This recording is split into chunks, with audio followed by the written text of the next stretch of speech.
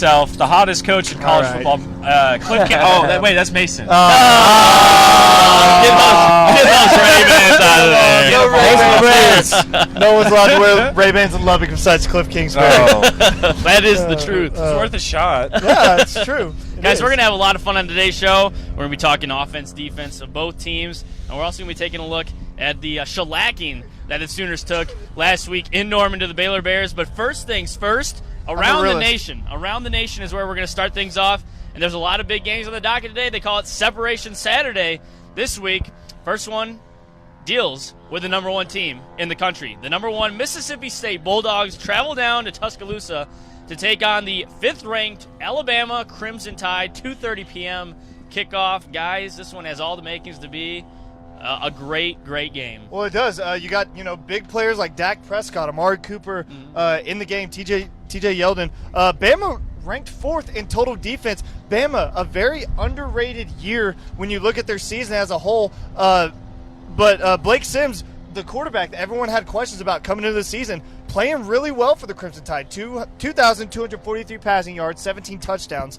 On Mississippi State, I look at their points per game, 39.8 points per game. And Dak Prescott, obviously a Heisman contender, having a really good game. I like Mississippi State in this game just because Alabama is getting so much hype and saying that they're going to – not Alabama saying, but the media and the press saying, favoring Alabama so much. People forget Mississippi State is number one in the nation for a reason. They're playing who they're supposed to play and beating who they're supposed to beat if they're the number one team. So I like Mississippi State in this game. I'm going to have to disagree with you on that one. Oh, this is a showdown.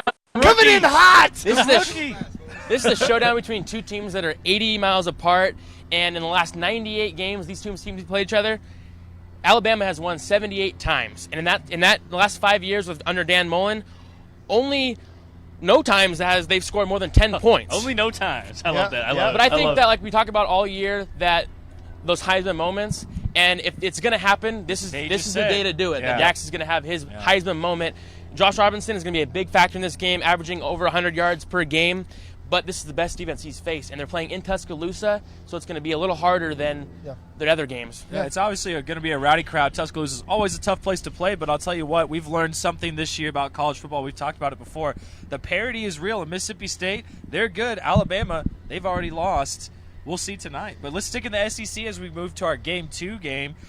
The Auburn Tigers dropping their first game to A&M last week. It was kind of a mind-boggling kind of game, but they head into Athens, Georgia to take on the Bulldogs, who return Todd Gurley, who at one time was a Heisman favorite, but Nick Chubb and some other guys down there in Athens getting it done for the Bulldogs. Guys, what do you think? Well, that's the big storyline is Gurley coming back, but I think that if they're going to have a chance in this game, that it's going to be they have to do what A&M did, which is get out early and get a big lead, but they have to get turnovers because Auburn really struggled with turnovers last week. That's why they lost that game. I just don't see Auburn coming in and losing 2 games in a row. I think they'll get that turnover thing fixed. But, I mean, this is Gurley's chance. His most carries he's had in the game so far is 28. I see a lot more carries in this game, and I see a big day for him after being out for a few weeks. Yeah, I mean, obviously Alabama's got the run game going, 286 yards a game. I'm looking at Cameron Artis-Payne. Georgia only allows 152 rush yards per game, but, I mean, they haven't played a team like Auburn who just runs it down your throat constantly. Cameron Artis-Payne, 1,190 yards, one of the most underrated backs in college football, I think. Gets a whole lot of carries and does pretty good with his yardage with Nick Marshall pretty much taking half the carries. So 9 touchdowns for Cameron Artis-Payne so far this year. I like Auburn in this game. I just don't think Georgia is quite up to snuff for the Tigers. Yeah, that's a great contest. Both those games have the makings to be, barn burners down there. I mean, all 4 of those teams have something to play for still, no matter what happens. Because we'll get to this later, but the college football playoff still wide open. Still wide open. It's getting wider open. It is. The scenarios that could play out and what could happen still really make for an interesting last couple weeks of the season. Let's move out a little east, shall we? A little bit, not too east, much. A little south. But the number 3 Florida State Mighty Fighting Seminoles taking on the Miami, Florida Hurricanes in Miami, and then they call it one of the greatest rivalries in college football. It's a good one. It was probably a little better back in the late '90s, early 2000s when both teams were pretty dominant. But this game's has the makings as well Yeah. to be one of those Mississippi State Alabama type games. Yeah. What do you guys see here, and who comes out with the W? Well, it's about to be a sellout there in Sun Life Stadium down in Miami. Miami, if I'm Miami, I'm going to make them Florida State run the ball. Miami only allows 137 rush yards per game and 180 pass yards per game. So as a defense, they're pretty stout. 11th, by the way, in total defense. But Florida State is only the second-ranked team on Miami's schedule this season. That's a little scary if I'm Miami, because you go up against a team like Florida State, as lackluster as they played all year. They're still the number 3 team in the nation. They still have a guy in the backfield named Jameis Winston, who's 11th in the nation in passing. Yeah. So that's what I'm looking at. Well, that sellout is going to be actually the first one of the season. Yeah. Actually, in Miami, and this is a primetime game, and Jameis thrives in those primetime settings. Makes him famous. Makes him famous. He's averaging over 300 yards per game. They're up there. They're predicted to win by 2. That's the thing, and their 25-game win streak is going to come to an end. Yeah, I think you're right. The key for me is 104th in rushing yards per game for Florida State, and Miami, as I said, is pretty stout on Duke run defense. So you got it, Duke Johnson. I'm thinking that front 7 is going to be the big key for Brad Kaya and being able to actually get the ball off. Yeah. And I think he's only averaging about 237 yards per game. I just don't think that. If he's going to have, if they're going to win this game, it's going to come down to him getting the ball out quick and Duke Johnson having what great do you do? game. What do you do against a team that throws the ball a lot? You control the tempo, you grind it out, you run the clock down, and limit that offensive possession. Right, and then defensively, you're looking at pretty solid pass rush in front 7 altogether. Denzel Perryman at the linebacker spot, one of the top prospects in the country playing middle linebacker. And Anthony Chickolo, the former 4-star out of Miami, been playing well for them for 4 years straight now. He's a dominant pass rusher.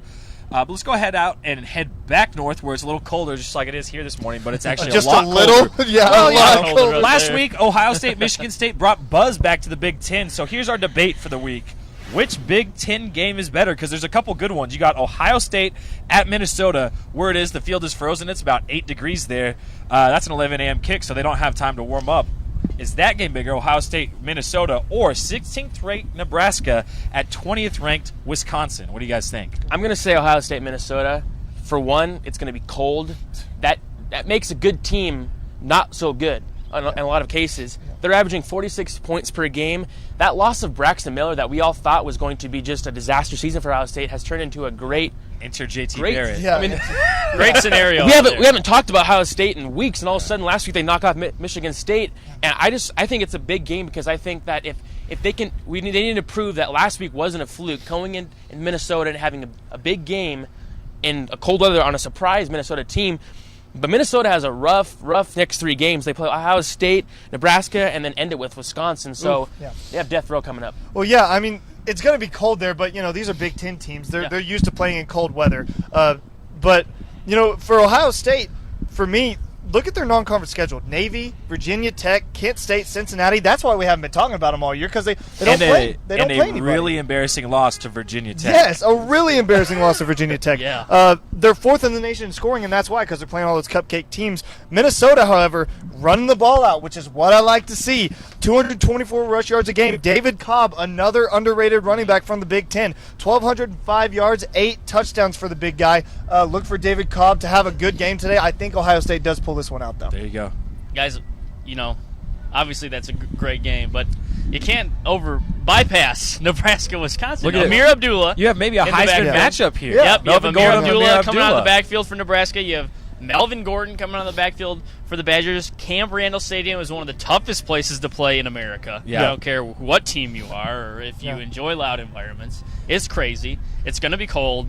That game has all the intrigue, around the nation to really. I mean, especially too when you look forward in this game. The winner of this game essentially controls their own destiny to lead to get to the path to the Big Ten Nebraska championship. seems to be looking from the outside, but this is a team, if they continue to win, have a chance to win the Big Ten and enter a ballot and maybe punch a ticket to the first college football playoff. And the thing about this game that intrigues me is both very good teams, both rely on their star running backs. This could even feel like a throwback kind of game where it's an icy cold game up there in Wisconsin. Possible snow. In mid-November, possible snow, and they just all grind it out and play the run on both sides of the ball.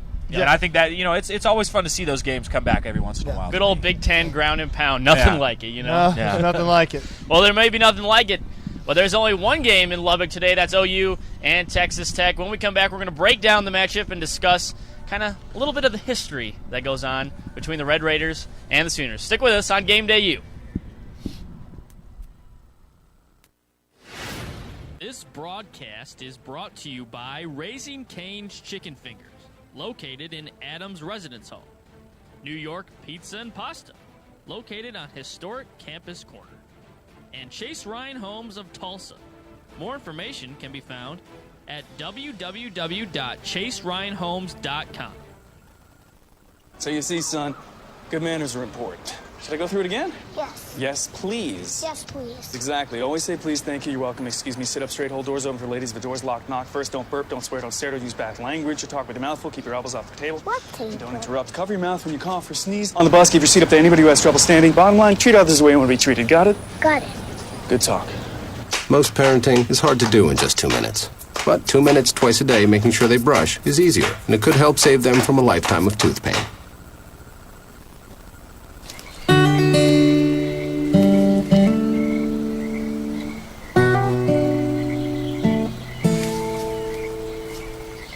When you're out there's no telling what you'll find. I see it! Oh, look at you. There are some moments only the forest can inspire. Find yours at discovertheforest.org.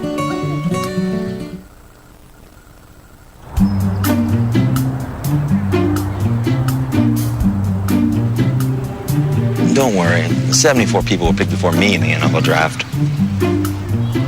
To fight childhood obesity, United Way and the NFL are helping kids play at least 60 minutes a day. Okay, time for the team obstacle course. Yay! What this place needs is more healthy kids. To get involved or donate, go to unitedway.org/play60. Now I get it.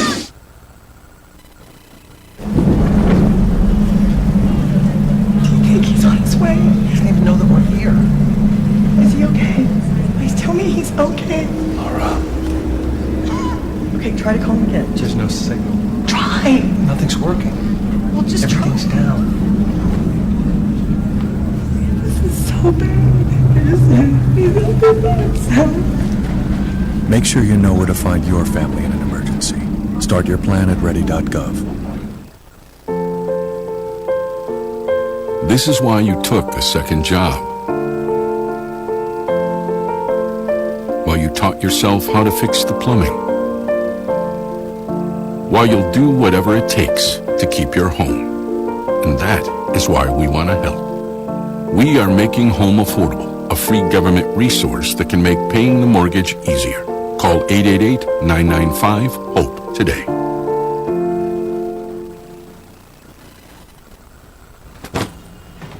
Hart, what's going on? I'm leaving. Why? What did I do? Not enough. You constantly ignore me. You barely eat anything healthy. You're half as active as you used to be. The pressure is just too much. I quit. Okay, I get it. I'll do better. Just, please, don't leave. Okay. What? So remember, if I go, you go. Listen to your heart. Don't let it quit on you. Uncontrolled high blood pressure could lead to stroke, heart attack, or death. Get yours to a healthy range before it's too late. This broadcast is brought to you by Raising Cane's Chicken Fingers, located in Adams Residence Hall. New York Pizza and Pasta, located on historic Campus Corner. And Chase Ryan Homes of Tulsa. More information can be found at www.chaseryanhomes.com. Welcome back to Game Day U. We're here in chilly Lubbock, Texas, but it's going to warm up by kickoff. Don't worry, everybody. It'll be nice football weather by the time the game gets started. But the Sooners come into town, coming off one of their most historic losses of the Bob Stoops era, a 48-14 shellacking by the Baylor Bears in Norman. Zach Sapanik sat down with Bob Stoops and the team and talked to them about how they pick up the pieces and finish off the season strong. This conference is great, and sometimes you just can't win them all. And I mean, it sucks, but we just got to keep finishing the best we can right now. That's all we can do. We're wondering what happened, what we could have done better, but you really don't know until you get in and watch film and see what happened. The season is not over, but expectations have changed. The schedule still shows 3 games for the Sooners, and the final stretch begins in Lubbock on Saturday. Following the worst home loss in the Bob Stoops era, all you can do is shake it off and move on to Texas Tech. Oh, we got to move on. Got to get ready for Tech. Can't just sit there and dwell on it. It's life, it happens, so you got to get ready for your next opponent. I'd say we're disappointed, but the only thing you can do is look forward to the next practice and get ready for the next opponent. I think they'll respond. I still believe it's a strong character group with that are guys that have character and pride about how they play, and I believe they'll continue to play hard, and I know they will. And they'll come to practice today ready to work and make improvements where we can, and hopefully play better when we get down there on Saturday.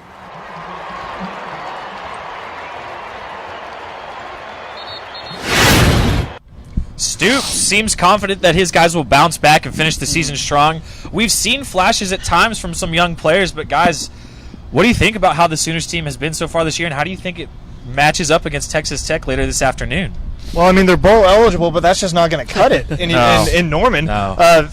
Playing in the Russell Athletic Bowl isn't something that they want to do. Yeah, it'll be warm. They're going to come in to Texas, into Lubbock, into that stadium right behind us today, and they're going to be ready to play. They're going to be prepared. Last week, we saw a Sooners team that, honestly, guys, just didn't look prepared for whatever Baylor threw at them. They just did not look ready for whatever it was. I think that is fixed. That's one thing that you don't normally say about a Bob Stoops team, is that they're underprepared, and that's what they were last week. They used the word surprised a couple times, Stoops did, and talking about how the game panned out. They surprised us early, and they really just were a step ahead the rest of the way, and then you see some loss of effort, and you can't win a lot of football games that way. Well, I was surprised only seeing Samaje Perine getting a couple carries. You have 788 yards on the season, and Keith Ford got all the carries. He had a great game, but I'm just kind of wondering why a guy who's been playing all season didn't get the ball as much. It just didn't make sense to me. But I think the big story of this one is definitely Cody Thomas and how that's going to play a factor, because we haven't even gotten to that yet. Yeah, exactly. We're going to be talking about that heavily in a little bit. But first off, guys, Texas Tech at home this year. Started off the year August 30 against Central Arkansas, win by a touchdown. Faced Arkansas at home on September 13, fell by 21. You have West Virginia, a loss here at home. Kansas, a win here at home. Texas, a loss on November 1st. So it's been up and down here. Take it. Is it? Yeah, I think Jones AT&T Stadium really treating them that well. Well, I think up and down is the right word to talk about these guys, because yes, at home they play. It's a good home environment. It's a beautiful stadium. They're continuing to upgrade it. Great fan base, great student section that's passionate and lots of tortillas flying and involved in the football game. But I think what you see from some of these home games Texas Tech has played this year is that they come out and they play, and they have some young players, they have some older players who Cliff Kingsbury's given a chance. They haven't put together a complete game. Against Arkansas, you watch that Arkansas game, and there are series where they're really stopping the run pretty well, but they wear down, and they buckle late and give up the rushing yards. Against Texas, same story. 2 weeks ago, before the bye week, they continue to stop. They play great defense early. They actually hold Texas into a one-possession game until late in the game. It's just, can they put together a complete game, or take advantage of maybe some plays that they haven't been making early on in the game? Speaking of that Texas Tech game, 438 rushing yards allowed in that game. Yeah. And you thought 510 was good total yards for the Sooners against Iowa State. That's just rushing the ball. That's just running the ball, and that's what OU is going to have to do today if they want to make this an easy win for them. They're going to have to run the ball, and it starts on the back of Keith Ford and Samaje Perine and Alex Ross. You have to even out those carries for all three of those running backs. You can't have a guy like Keith Ford have 20 carries and Samaje and Ross only having about 5 each. You can't do that. You gotta spread it out. Keith Ford is, remember, just coming off injury, so we don't know exactly how ready he is. He might be 100%, but he might be 85. You're just never sure. But if I have a guy like Alex Ross and Keith Ford in the backfield, Alex Ross a home run threat anytime he touches the ball. Yep. Samaje Perine's good for about 5 yards a carry, and Keith Ford is a combination of the two. Yep. So excellent receiver too. And when you have, exactly, you talked about Cody Thomas. If you have a new quarterback like Cody Thomas in the game, safety valve. that's nice for him. Yep. You're telling him you can run the ball, and the only pass plays that he's going to have are play action passes that are going to be wide open. Yeah, that's what I'm looking at today. I mean, they're averaging over 225 yards per game on the ground. You have to do what's working. Yeah. But they finally have that triple threat backfield like they had at the beginning of the season, and I think that's going to be the key to this game is if they can get all those guys. I mean, like Iowa State, if each one of those guys can get 100 yards, Cody Thomas is going to have a pretty easy day if he can throw the ball for at least 60%, 50%. We've seen it before, but just, guys, give me your thoughts. How much does Cody Thomas keep the ball? Does the offense change radically from Trevor Knight? We know Trevor Knight, they've been getting back to unshackling him and letting him use his legs. In mop-up duty, we've seen Cody Thomas try to do a similar thing, different kind of runner. But do they let him run wild a little bit today? Do they call those read plays? That's a good question. I think it's a little less rollout and a little more read than anything. Trevor's really good on those rollout plays. He can use his legs, use his speed to his advantage. Cody, I feel like he has an easier time with the read option, and that'll take a little pressure off him because he has the option either hand it off or keep it himself. So that's what I'm looking at. I see Cody more passing the ball today if he's going to do anything other than hand it off. But I feel like he's a real threat in those where the pocket collapses and he gets out of there, and he's good at getting 15 yards. He's quick. I didn't realize how quick he was. So I just think that's going to be a big key. Yeah, he is. Exactly. For the OU baseball team, so there you go. Yes, last week, obviously, well documented the loss, but how much does that play a role in the Sooners? Do they come out flat? Are they? I mean, is it a depressed state they play in? But because one of the things that really stands out is the 32-0 record under Bob Stoops. The Sooners, dating back to 2000, have never lost back-to-back regular season games under Big Game Bob. And I mean, last week was they called it embarrassing. They called it surprising. How did they come out today? Well, surprising to me is a synonym for underprepared, so that's that's what that means to me. But I think they come out ready to play. I think this team comes out hungry. Contrary to popular belief, this OU team is not giving up on their season. They still have 3 games to play. It's disappointing to them, yes, absolutely, but they're going to continue to play, and they're looking at their schedule saying 3 straight wins going into our bowl game. Let's get to it. Yep. Well, last week before the Baylor game, I talked to Charles Tapper, and he said before he goes, losing 3 games at OU is basically like a failure of a season. I mean, it just doesn't happen very often, and look what happened. They lost that game. But surprisingly, this week, the players seem motivated. They seem like nothing's changed, and that their mindset coming into this game is like it was before Baylor, before beginning of the season. I just think they're going to come out strong these next 3 games and finish off the season very well. Yeah, I mean, there's an element of pride to it that you have to kind of continue to dissect. But we say Bob Stoops has never lost 2 consecutive games in Big 12 play. It's been the seasons of firsts for the Sooner team. He's never lost by as wide of margin. He's never lost 2 home games in a season. Now, I'm not saying that I would necessarily believe that he's going to lose today. We'll get to that later. But I think you still have to respect it to a degree. But I think new year, different teams. And there's quite a history with Texas Tech. And last year in Norman, a wild and crazy game that ended in well for the Sooners, not so well for the Raiders on homecoming, I believe. And that kind of triggered the downward spiral the Raiders have ridden in the past 10 or 12 Big 12 games. We've talked about this. Guys, do you have any storylines or anything? They have this kind of a budding history where, you think back to the Mike Leach era.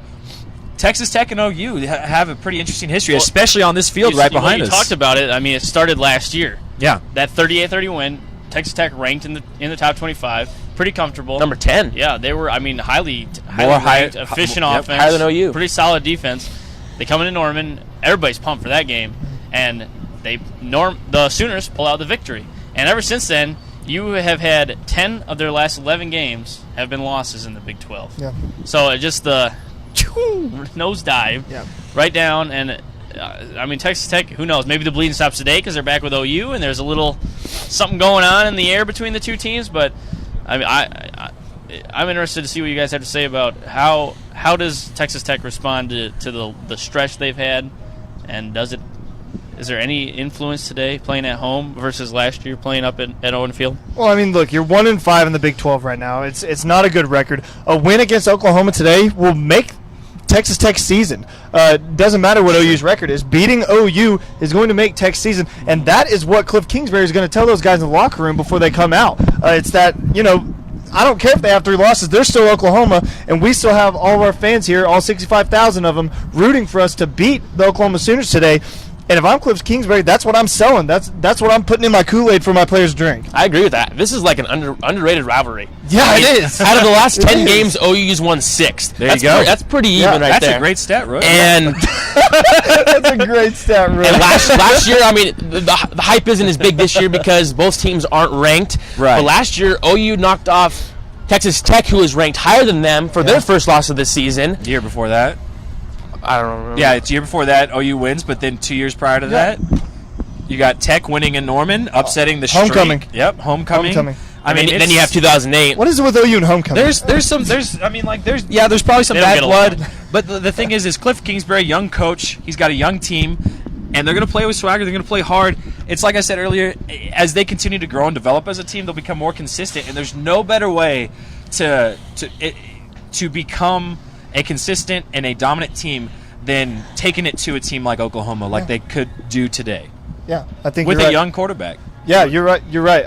OU needs to start scheduling like Coastal Carolina for homecoming games because it's not pretty. Coastal Carolina, that's a good one. That's a good one. Yeah. Well, when we come back, everybody is on the run to 4 downs. That's our segment number 3 today. You guys know what I did there. I had to do it. Always on the run to segment number 3, 4 downs. Coming up, ladies and gentlemen. This broadcast is brought to you by Raising Cane's Chicken Fingers, located in Adams Residence Hall. New York Pizza and Pasta, located on historic Campus Corner. And Chase Ryan Homes of Tulsa. More information can be found at www.chaseryanhomes.com.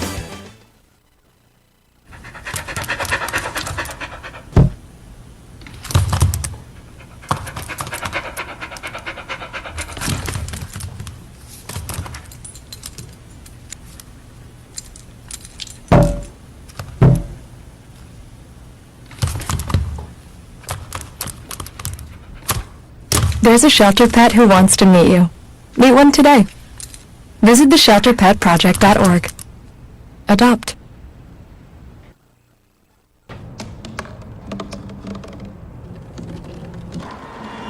Everybody has a dream.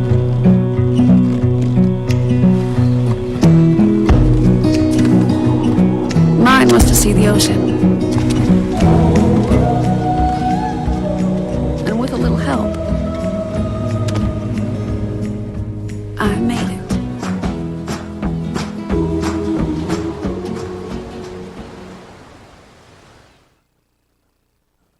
Okay, so what would you bring to my company? What do you need? I need problem-solving skills. I got through high school without a car, a phone, or a computer. No college degree, though. Not yet, but life's taught me a lot, and I'm ready for more. Well, you're not the typical kind of candidate that I hire. But you are exactly what I'm looking for. Your company could be missing out on the candidates it needs most. Learn how to find a great pool of untapped talent at gradsoflife.org. This is why you took a second job. While you taught yourself how to fix the plumbing. While you'll do whatever it takes to keep your home. And that is why we want to help. We are making home affordable, a free government resource that can make paying the mortgage easier. Call 888-995-HOPE today.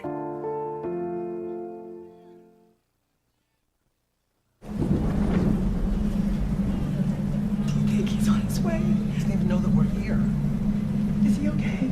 Please tell me he's okay. Laura. Okay, try to call him again. There's no signal. Try. Nothing's working. Well, just Everything's try. down. This is so bad. He's out there by himself. Make sure you know where to find your family in an emergency.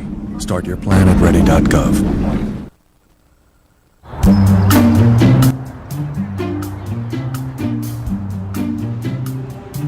Don't worry. 74 people were picked before me in the NFL draft. To fight childhood obesity, United Way and the NFL are helping kids play at least 60 minutes a day. Okay, time for the team obstacle course. Yay! What this place needs is more healthy kids. To get involved or donate, go to unitedway.org/play60. Now I get it. This broadcast is brought to you by Raising Cane's Chicken Finger, located in Adams Residence Hall. New York Pizza and Pasta, located on historic Campus Corner. And Chase Ryan Homes of Tulsa. More information can be found at www.chaseryanhomes.com. Welcome back to Game Day U in Lubbock, Texas. Drew Farley, Reagan Ledbetter, Mason Prince, Zach Sapanic, Malik Carter behind the scenes, Tyler Jones running audio, John Byram looking like a champ over there, and Hunter, he's on his phone. So we're having some fun here in Lubbock. Like I said, Jones AT&T Stadium, the backdrop behind us. If you can make that out, nice little video board. We got some music, some soft, soothing tunes. Can you give us a little? Well, it's not really soothing. It's Back in Black right now. Back in Black now. Can you give us a little? Back in Black. Mason Prince. For the country. How's it going? Well, everybody's favorite game is on the dock right now. 4 downs, and it's a college football playoff edition because it's getting there. It's getting there. The buzz is in the air. About 3 weeks until we find out what really is going to go down in bowl season. It's right around the corner. First down. Let's start it right off. ACC we're going to. Duke will win out and beat Florida State in the ACC championship game, and because of that, they will get a berth in the college football playoff. Well, that's the big thing. The second part of the question is what gets me. I think Duke is a very good team, and I think if they get a shot at Florida State, they lost to them last year, remember?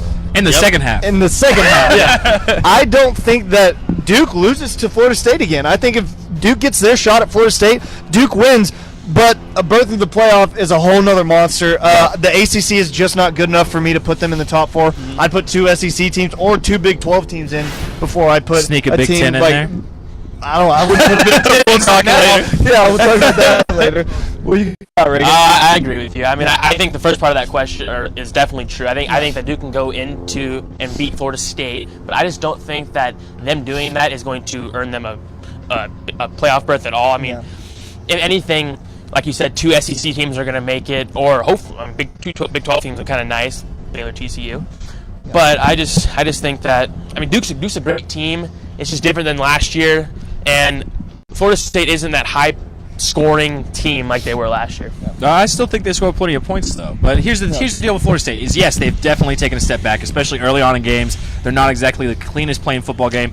I'll disagree with both you guys. I don't think Duke's going to make it in the playoff, but I also think if Duke and Florida State meet in that ACC championship game, yes, Duke's better. Florida State, I don't think is as good as they were last year in that national championship run. I think we see a great game, but the athletes Florida State has, Jimbo Fisher has way too many good players on offense and defense. They're going to make enough plays to sneak away from Duke, just like they've snuck away from a lot of teams. But I think it'd be a great matchup. But Coach K is going to give a halftime speech, so the second half will be a lot better for It could Duke change against Florida State. If you promise me that, I might flip my answer. I'll call Coach K. Make sure it happens. Make sure he gets into that locker room. Okay, good argument. Second down.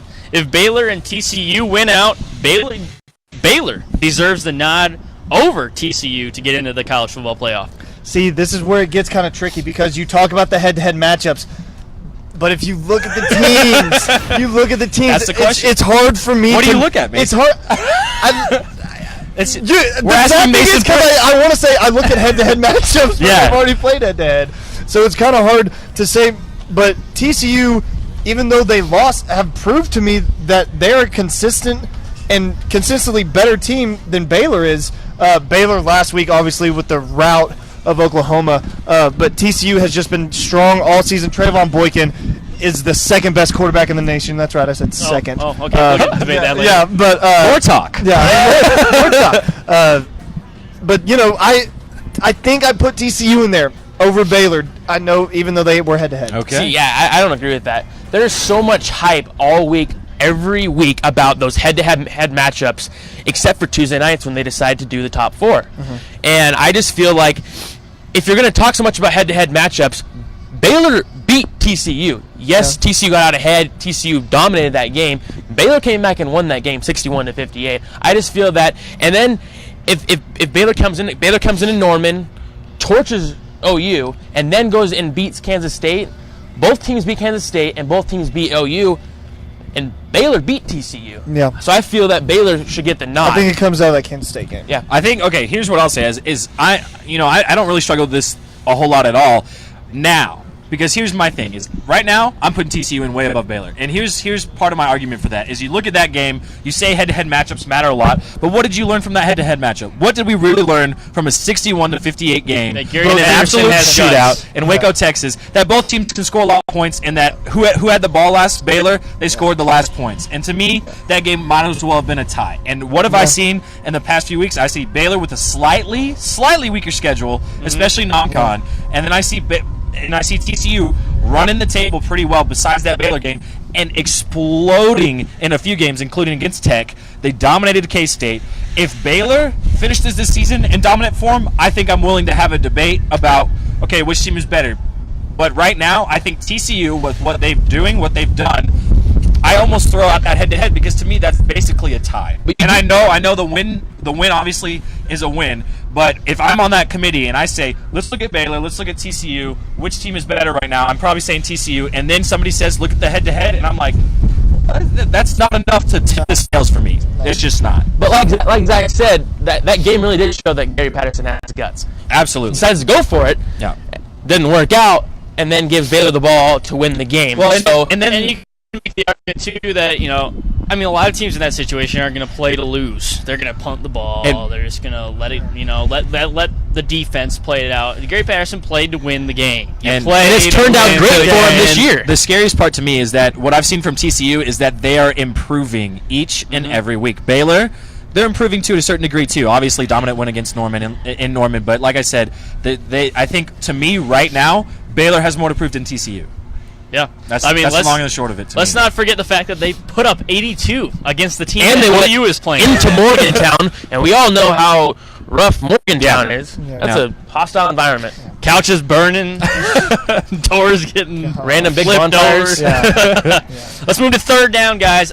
This one deals with the SEC and the Big Ten. A 2-loss SEC team has a more legit shot than a 1-loss Big Ten team to get into the college football playoff. I think that's absolutely correct. You're talking potentially Alabama if they lose today, Auburn, Ole Miss, as opposed to a 1-loss Nebraska team who where have they been all year? Now all of a sudden they're 1-loss. Ohio State, who, as I said earlier, hasn't played anybody besides Michigan State. Who have they played? Who have they played? Kent State, Virginia Tech. They lost to Virginia Tech. They lost to Virginia Tech, exactly. And Virginia Tech's 4-5. At home. 4-5 on the year. At home. Thank you, Reagan. See, this guy's brilliant. Man, those Hokies though. No, but I think you put a 2-loss SEC team over a 1-loss Big Ten team just because they've ran the gauntlet all year, and those Big Ten teams haven't really you have to go through Michigan State at one point if you're Ohio State, but that's about it. The only hope for a Big Ten team to make it was before the Ohio State-Michigan State game last week. Yeah. If Michigan State would have won that game, and that put the pressure on Oregon to win the Pac-12, they could have had 2 losses. I think that Michigan State would have jumped up and took that spot. But at this point, the SEC literally every week is big games, big games, big games. Yeah. Big Ten, it's rare to have those big games. And I just feel that just the competition level down there is much better. And I feel that with Michigan State and now 2 losses, I don't see Ohio State jumping up from 8. Yeah. You talk about it, big games. CBS couldn't get the rights to the Alabama Mississippi State game because they've already had Alabama too many times because Alabama's played so many big games. That's crazy to me. Here's the distinction I want to make with this down, if you have it, is the 2-loss SEC team. If we're talking about an SEC champion, if any of these 2-loss teams wins the SEC, of course you put them in over a 1-loss Big Ten team. But I think there's a conversation that needs to be had between a 2-loss team in the SEC West that doesn't even make it into the championship game in the SEC versus in Ohio State that if they run the table as it is now, win the Big Ten, and look as impressive as they did against Michigan State, especially offensively, then I think there's a conversation that needs to be had and says, okay, in the SEC West, you lost 2 games, and I know Ohio State has that one loss to Virginia Tech, but we have to give respect where respect is due.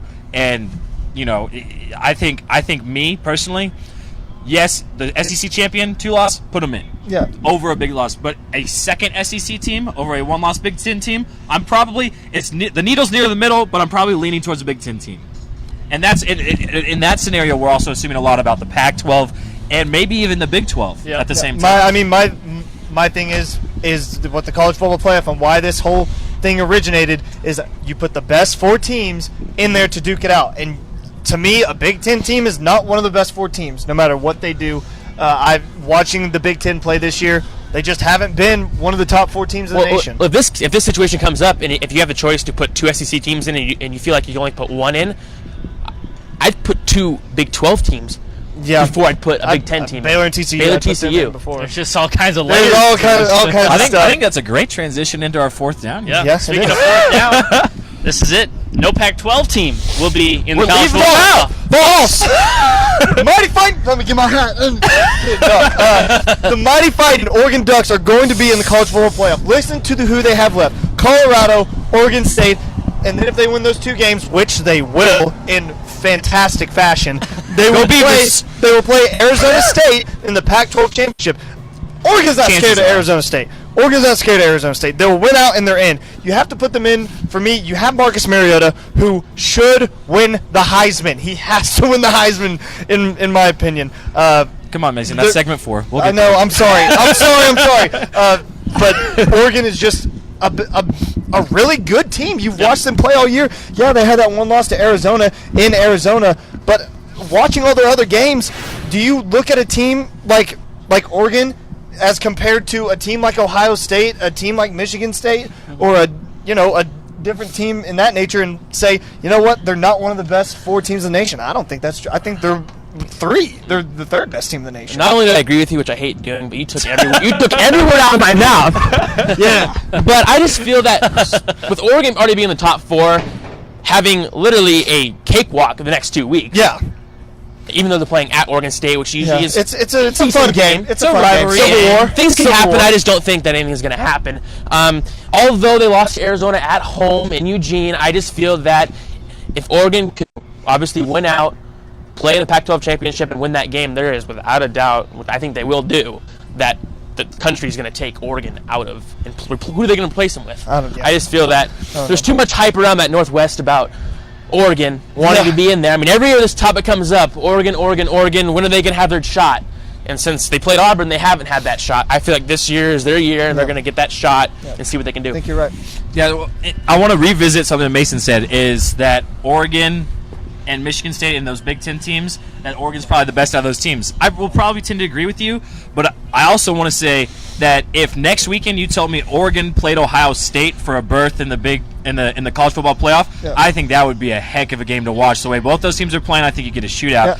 Anyway, here's my point about Oregon. Game. I think they have a pretty clear path to the Pac-12 championship game. You said that they're not scared of Arizona State. They're probably not scared. Yeah. I think they should be. I think they should be scared of Arizona State and what Arizona State and Coach Graham have done there. Look at what they did in terms against Notre Dame, a team that we were talking about not long ago about being potentially a top 4 team.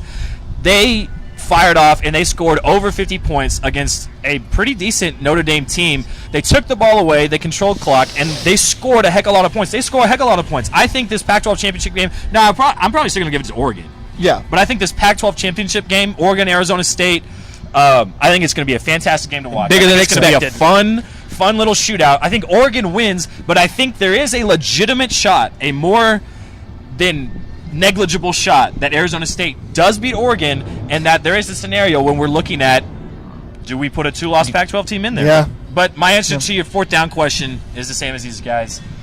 Yes, I think Oregon will make the playoff. I think they will win out and win the playoff, including the Pac-12 championship. Yep. Either way, it's going to be interesting. Lots of games still to decide who's in and who's out and who's on the fence, and that'll be coming up over the next few weeks. Well, when we come back on Game Day U, we're talking Heisman. We get to talk Heisman, Mason. Heisman. Yes, I can't wait. So stick with us. Heisman talk is all coming up next on Game Day U.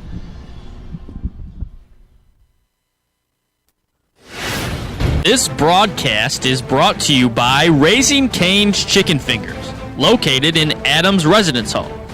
New York Pizza and Pasta, located on historic Campus Corner. And Chase Ryan Homes of Tulsa. More information can be found at www.chaseryanhomes.com. So you see, son, good manners are important. Should I go through it again? Yes. Yes, please. Yes, please. Exactly. Always say please, thank you, you're welcome, excuse me, sit up straight, hold doors open for ladies. If the door's locked, knock first, don't burp, don't swear, don't stare, don't use bad language, or talk with your mouth full, keep your elbows off the table. What table? And don't interrupt. Cover your mouth when you cough or sneeze. On the bus, give your seat up to anybody who has trouble standing. Bottom line, treat others the way you want to be treated. Got it? Got it. Good talk. Most parenting is hard to do in just 2 minutes. But 2 minutes twice a day making sure they brush is easier, and it could help save them from a lifetime of tooth pain.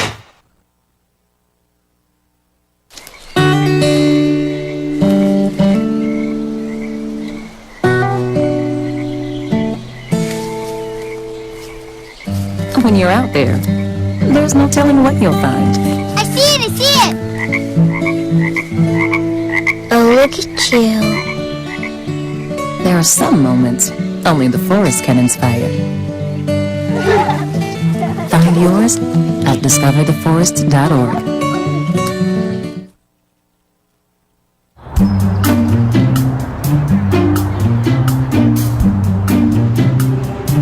Don't worry, 74 people were picked before me in the NFL draft.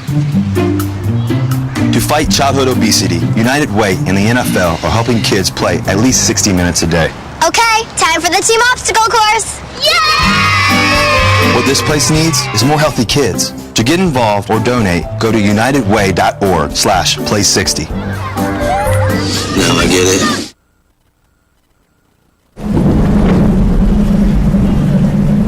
He's on his way. He doesn't even know that we're here. Is he okay? Please tell me he's okay. Laura. Okay, try to call him again. There's no signal. Try. Nothing's working. Well, just Everything's down. This is so bad. He's out there by himself. Make sure you know where to find your family in an emergency. Start your plan at ready.gov. This is why you took a second job.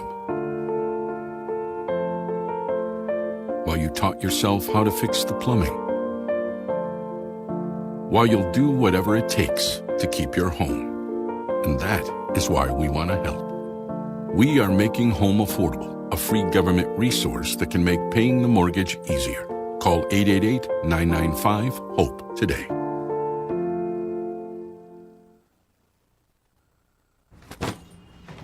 Hart, what's going on? I'm leaving. Why? What did I do? Not enough. You constantly ignore me. You barely eat anything healthy. You're half as active as you used to be. The pressure is just too much. I quit. Okay, I get it. I'll do better. Just, please, don't leave. Okay. But remember, if I go, you go. Listen to your heart. Don't let it quit on you. Uncontrolled high blood pressure could lead to stroke, heart attack, or death. Get yours to a healthy range before it's too late. This broadcast is brought to you by Raising Cane's Chicken Fingers, located in Adams Residence Hall. New York Pizza and Pasta, located on historic Campus Corner. And Chase Ryan Homes of Tulsa. More information can be found at www.chaseryanhomes.com. Welcome back to Game Day U. We're here about to talk about our Heisman favorites. Mason's been wanting to get here pretty soon, but we're staying warm and talking about the hottest names in college football. I'll start with my list because I get to. Because you're the boss. Because I get to bring it back in. I'm going to start at the bottom here. I'm going to start at 5 with Melvin Gordon.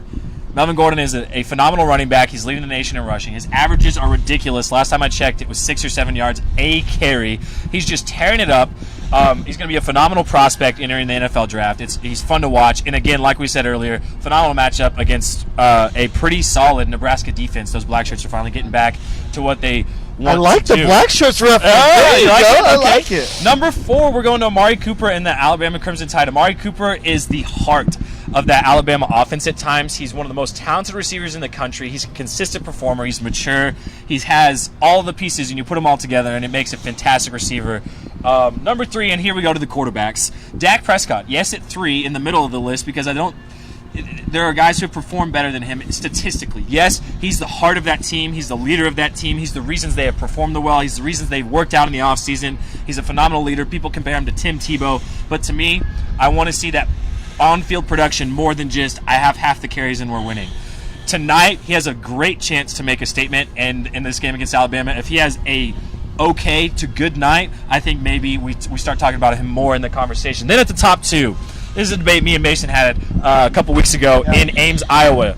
At 2, Trevon Boykin for me. I did a little flip-flop. Boykin, I called him out and performed pretty poorly against West Virginia, obviously bounced back and had some incredible plays against Kansas State, but it's hard to argue against Mariota, who you can say Trevon Boykin is leaning on some of his receivers, an explosive offensive coordinator and everything like that. And yes, Oregon and Marcus Mariota have a fantastic system, but Marcus Mariota is the Oregon Ducks, and that's the fact. And if they end up running the table and going to the college football playoff, he is the best player and the best leader and the most productive player in college football, and to me, that's what it's all about. So if Marcus Mariota is the Oregon Ducks, is he the duck in the office in the ESPN? Yeah, sitting there. Very well, good one, Zach. He was out there with all his little friends on the pond. Yeah, exactly. Reagan, take it away.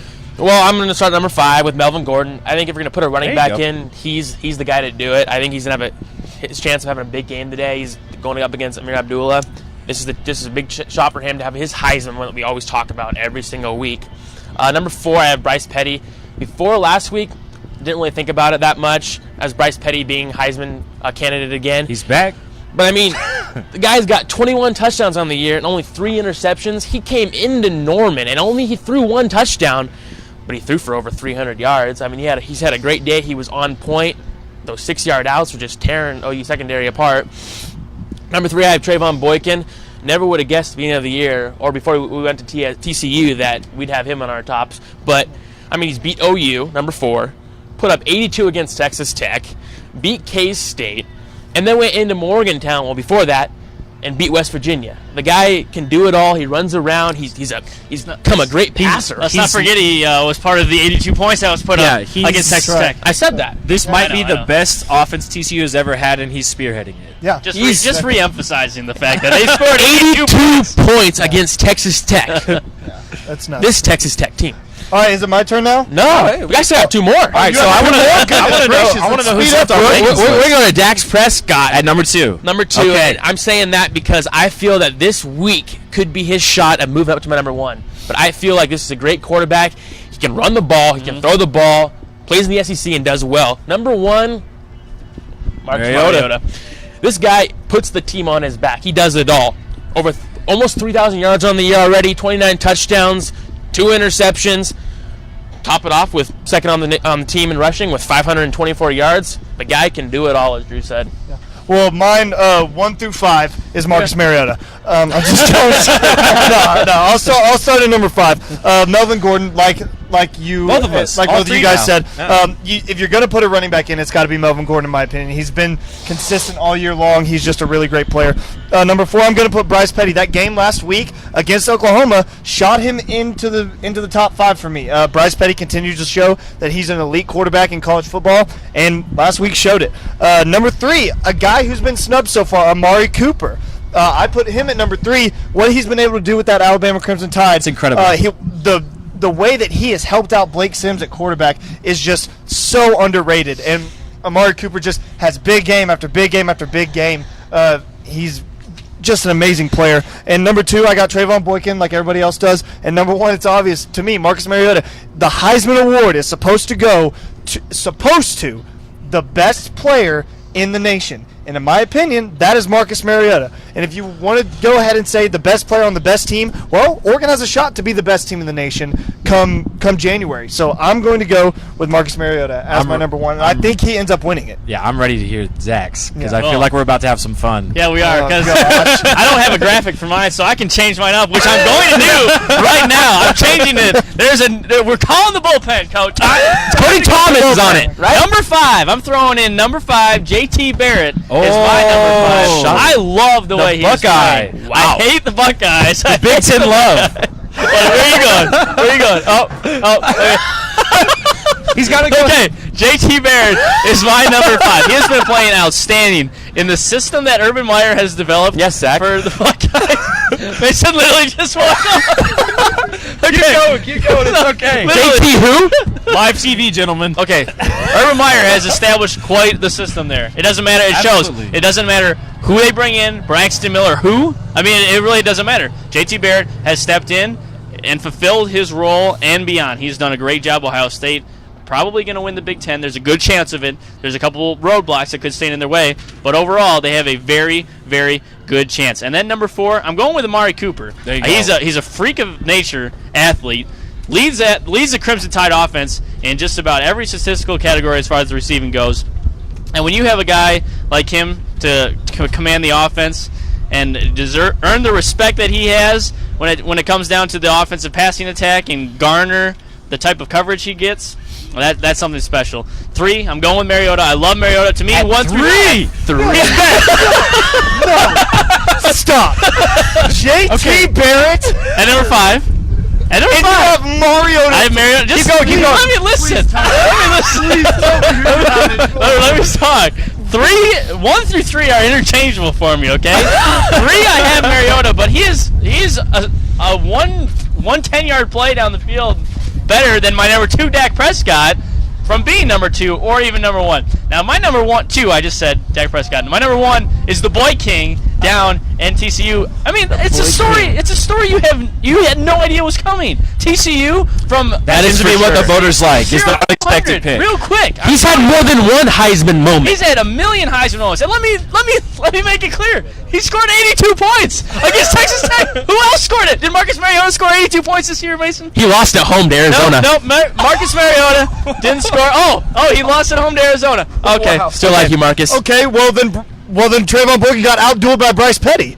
If you want to go with that, with that argument. Okay, I'll say Callahan, the kicker there, outdid Gary Patterson for you. How's that? I'm about to unplug Zach's mic, Malik. I'm telling you right now. It's about to get unplugged.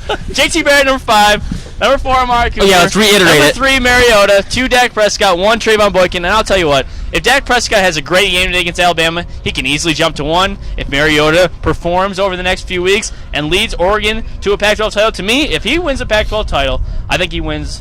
But today is Dak Prescott's day. If Marcus Mariota performs, he hasn't performed already. No, he has. Hey, hold on. Let me But give there's you. also several other players. I'll give who you an perform. analogy to what these Heisman voters have liked in the past few years. Do you remember Robert Griffin's Heisman year, where he came out of nowhere, he beats Oklahoma, Baylor's suddenly good, their offense is outstanding all of a sudden, and he goes on to win the Heisman, and who's sitting in the stands for the second consecutive year saying, "Oh man, I was close"? Andrew Luck. Yeah. The body of work was there.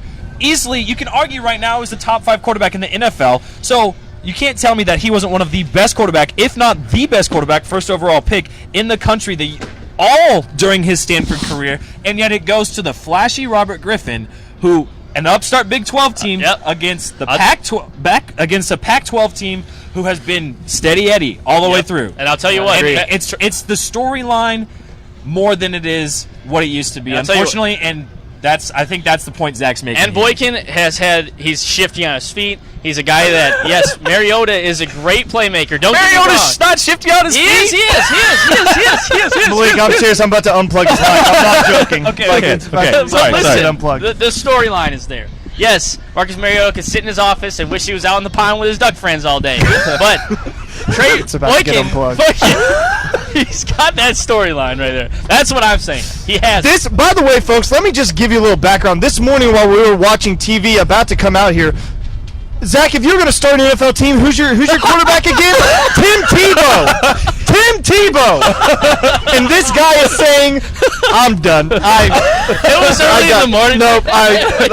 Oh my God. Dave BU. When we come back, OU Offense Talk live in Lubbock, Texas.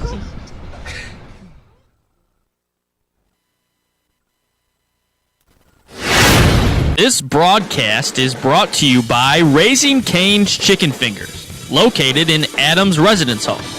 New York Pizza and Pasta, located on historic Campus Corner. And Chase Ryan Homes of Tulsa. More information can be found at www.chaseryanhomes.com.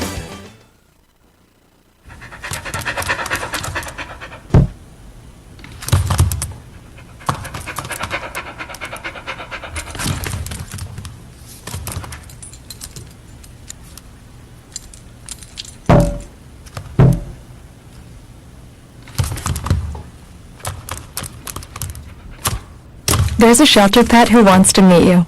Meet one today. Visit theshelterpetproject.org. Adopt.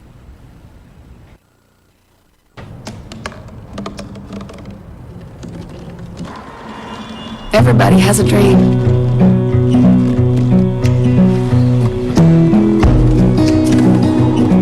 Mine was to see the ocean. And with a little help, I made it.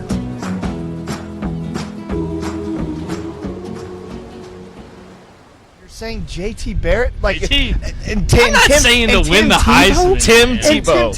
I'm not saying he'll win the Heisman, but you have Tim Tebow, he won the Heisman. Tim Tebow won a Heisman. How many NFL games has he won? This broadcast is brought to you by Raising Cane's Chicken Fingers, located in Adams Residence Hall. New York Pizza and Pasta, located on historic Campus Corner. And Chase Ryan Homes of Tulsa. More information can be found at www.chaseryanhomes.com.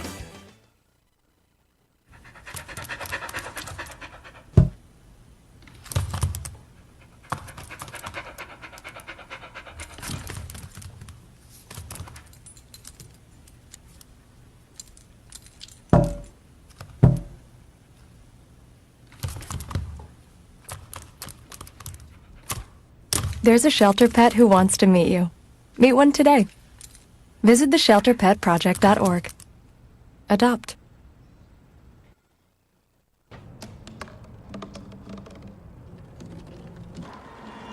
Everybody has a dream.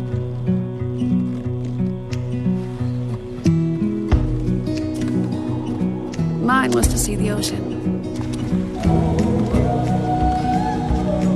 And with a little help, I made it.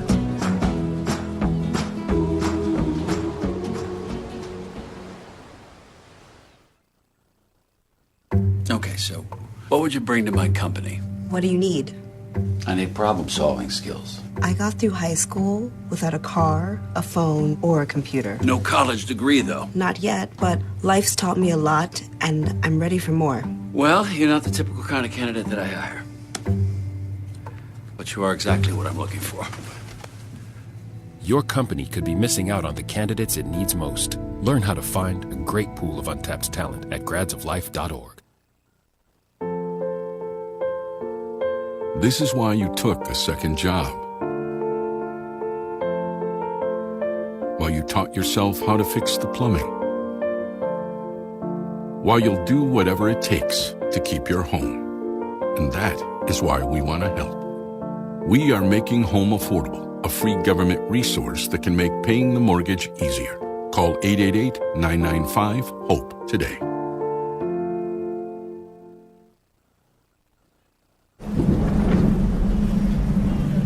Do you think he's on his way? He doesn't even know that we're here. Is he okay? Please tell me he's okay. Laura. Okay, try to call him again. There's no signal. Try. Nothing's working. Well, just Everything's down. This is so bad. He's out there by himself. Make sure you know where to find your family in an emergency. Start your plan at ready.gov.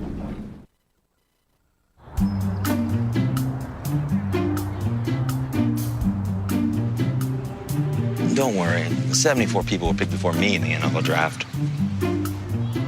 To fight childhood obesity, United Way and the NFL are helping kids play at least 60 minutes a day. Okay, time for the team obstacle course. Yay! What this place needs is more healthy kids. To get involved or donate, go to unitedway.org/play60. Now I get it. This broadcast is brought to you by Raising Cane's Chicken Fingers, located in Adams Residence Hall. New York Pizza and Pasta, located on historic Campus Corner. And Chase Ryan Homes of Tulsa. More information can be found at www.chaseryanhomes.com. Well, after that last segment, it's pretty nice to have my mic still plugged in. I'm surprised I'm still here, honestly. I'm surprised I'm Welcome still back here. to Game Day U Live. from Lubbock, Texas, just outside Jones AT&T Stadium. That's the backdrop behind us. Well, we're going to take a look at the OU offense right now. Some shakeups in the lineup heading into the matchup with Tech this week. And there's a little young gun who's going to be gunslinging the ball around the field today for the Sooners. His name, well, here it is. You put things in the game plan that hopefully both of them feel comfortable with, and if one guy's the guy, then you continue to find things that he's most comfortable with. Cody Thomas is set to start at quarterback for the Sooners this week against Texas Tech after Trevor Knight's scary neck injury last week. The team continues to emphasize that they're comfortable with Thomas, but the offense knows that they'll have to do their job to make him comfortable. We definitely have to catch the ball, get his confidence level there, and that's one thing as receivers that we talked about. We got to make sure we get our right spacing, make sure we have no busted assignments, because we know if we give him in a rhythm by catching balls and making plays, he'll get even more comfortable and his confidence level will rise up throughout the game. Oh yeah, most definitely, man. Dudes look really good when his chances out there. I have full confidence in him. I think he's a great quarterback. Next year will be a little tricky, but I won't be here for that. But yeah, Cody's a great quarterback. He's really calm demeanor and a lot of confidence. Very comfortable with Cody. He's shown great poise when he's been out there. He's shown a comfort level in what we're doing. The ability to throw it. So I'll feel good about him out there. Well, you heard it. Cody Thomas, the starter today down here in Lubbock. And, Trevor Knight coming off the injury, still probably a little bit sore from that collision. But, guys, QB situation. Trevor Knight out, Cody Thomas in. What does it do to this offense?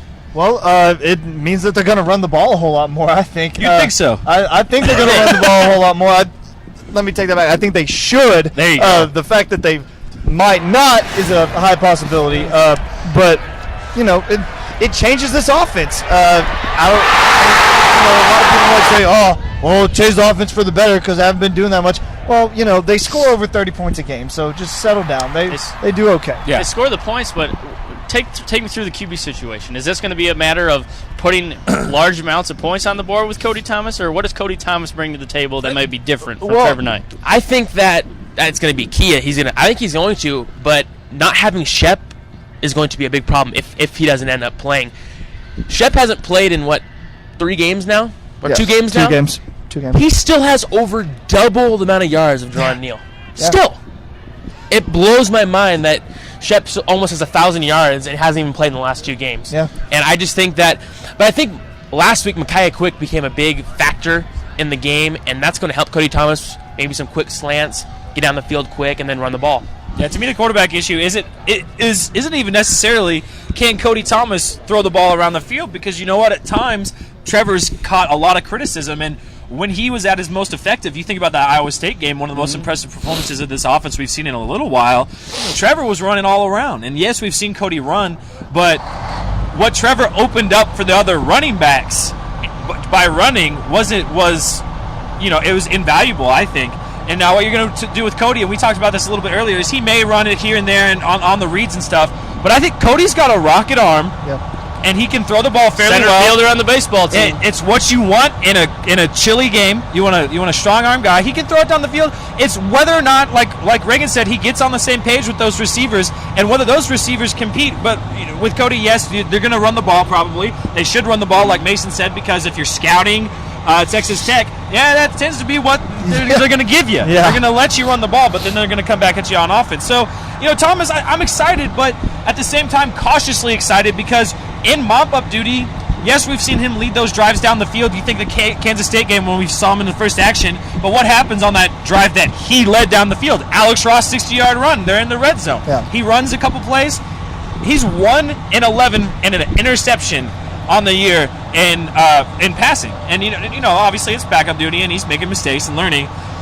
We're going to need to see a little bit better Cody Thomas than that. But he's had the full week with the number one offense, so that helps.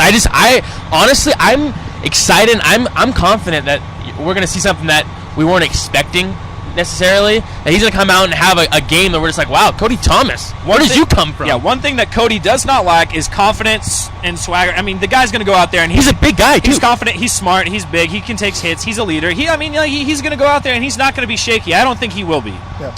Guys, well, Cody Thomas, the starter. It's official. It's been official since Thursday. But in the backfield, return of Keith Ford last week.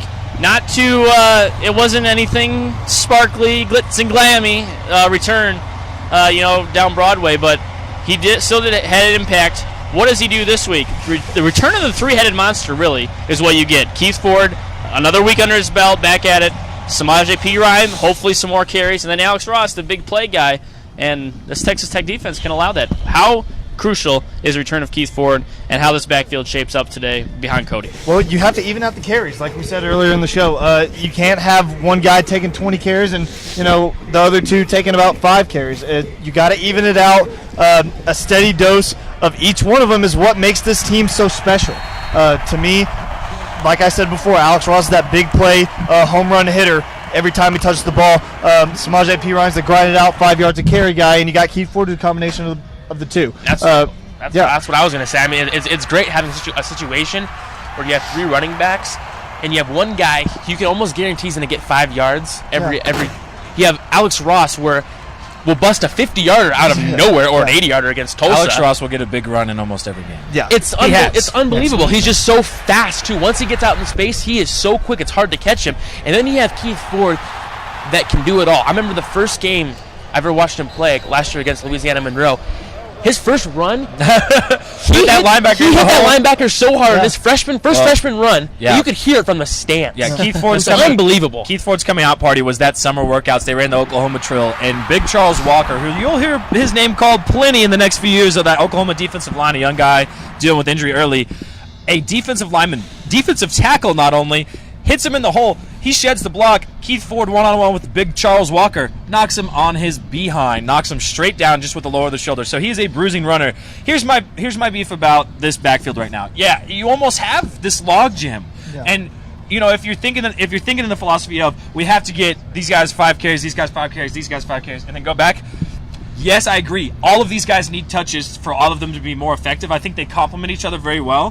What I'd love to see is, and obviously if they get a hot hand, you saw it in West Virginia. Samaje got the hot hand. Yeah. Sorry, Alex, I know you're right. great. No, you know what? You're but what did Alex do?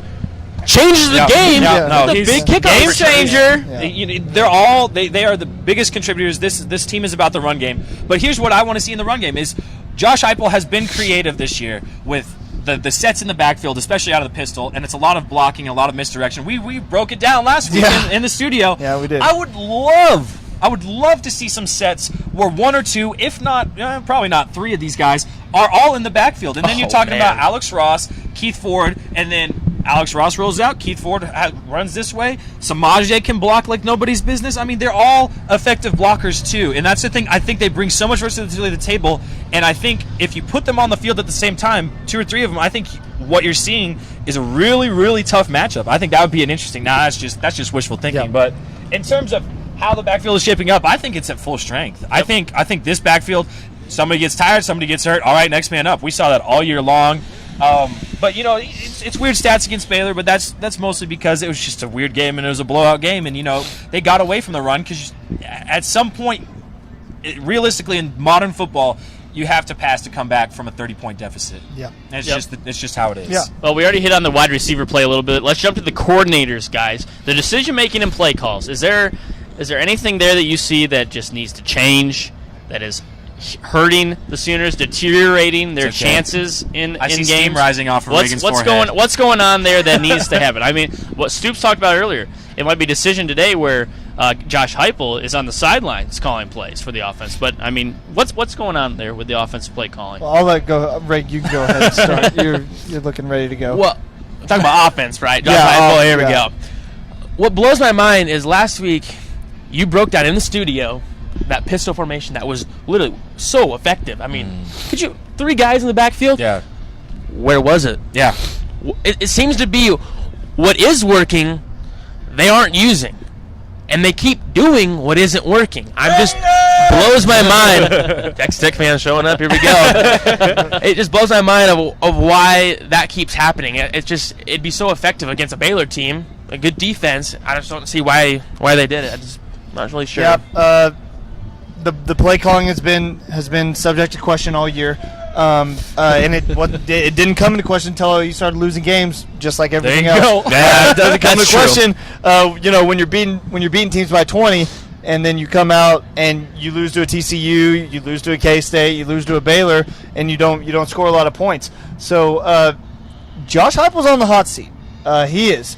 I think not in terms of getting completely fired from this Oklahoma coaching staff, but being the offensive coordinator or the co-offensive coordinator at that. I think he might be demoted after this season if something doesn't turn around. But at the same time, you can only blame the coordinator so much. They're not on the field. The players are on the field making decisions.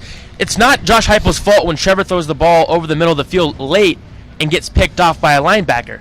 Yes, that was the routes they called, but at the same time, he's not throwing it. So, I mean, yes, I feel like the play calling has been questionable, but at the same time, you have to look at it both ways. Yeah, you're right, but Trevor and I didn't call 3 straight runs up the middle on first and goal against K-State. He got stuffed. You got me there. Yeah. Well, I guess on the same token, did Josh Heupel get stuffed, or did Samaje Perine and that offensive line get stuffed? So, Yeah, to me, Josh Heupel, yes, there's deserved criticism at times, but I think dealing with what he's dealing with, like we're talking about in this offensive segment, moving pieces. Trevor's out. Sterling's back. Is he back? Keith's out. Is he back? Is he not? Micaiah Quick, is he stepping up? Is he not? Is Duran going to be consistent today? Is he not? Dealing with inconsistent play from his offense throughout the season, drawing up plays against a lot of different looking defenses who prepare for him in different ways. I think, at times, yes, he's hit the panic button. And yes, Josh Heupel will forever and always be a guy who likes to pass the football, especially with Oklahoma. And he's going to like tempo. But the run is always still going to be there. And when he does realize at times how effective he can be with that run, I don't necessarily buy that he's on a hot seat after the season. I buy that Bob goes to him and he says, it's getting warm. Yeah. That's what I say. He's been lucky. He's had the last 2 quarterbacks have been gunslingers. You have Sam Bradford and Landry Jones. He's had a situation where you can throw the ball for 500 yards almost, and it doesn't have that anymore. So it's looking. He's trying to pass the ball, but it's just not looking. And to viewers that it's the same. We kind of hinted at this. And I don't even think that it's necessarily the play design, and as much as it is the execution at times. And so, who do you point the finger at? I love that word. Is it? I know it's some of the favorite words as everybody says. And it sounds like coach speak, but I'm a believer in it. I believe it's we true. call a play. At the end of the day, you have to execute that play. We can look up synonyms. We can bring out the source and say it any different way you want. But players got to play the game, and the play, and it's like, okay, that's good design, but it falls apart. Then do we go to the smaller coordinators? Do we go to do we say, Jay, what's going on? We haul in 3 straight classes there at OU with a bunch of great receivers. Where are they? Yeah. Are you coaching them up? Are the players not working hard enough? It's a question. But it's because honestly, this could easily be a one Oklahoma team right now. Point fingers, but honestly, if they keep winning and they keep last week might just be an aberration. Yeah. Well, offense coming up next. Defense. We're going to flip sides of the ball. What does need to do this week to stop the Texas Tech Red Raiders? All that come next. GDU live from Lubbock, Texas. This broadcast is brought to you by Raising Cane's Chicken Fingers, located in Adams Residence Hall. New York Pizza and Pasta, located on historic Campus Corner. And Chase Ryan Homes of Tulsa. More information can be found at www.chaseryanhomes.com.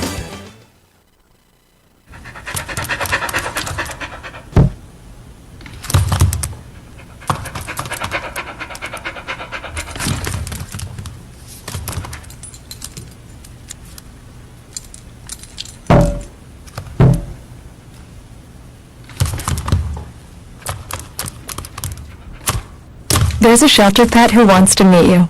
Meet one today. Visit theshelterpetproject.org. Adopt.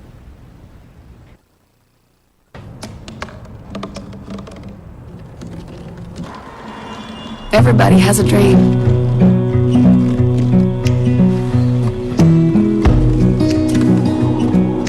time was to see the ocean. And with a little help, I made it.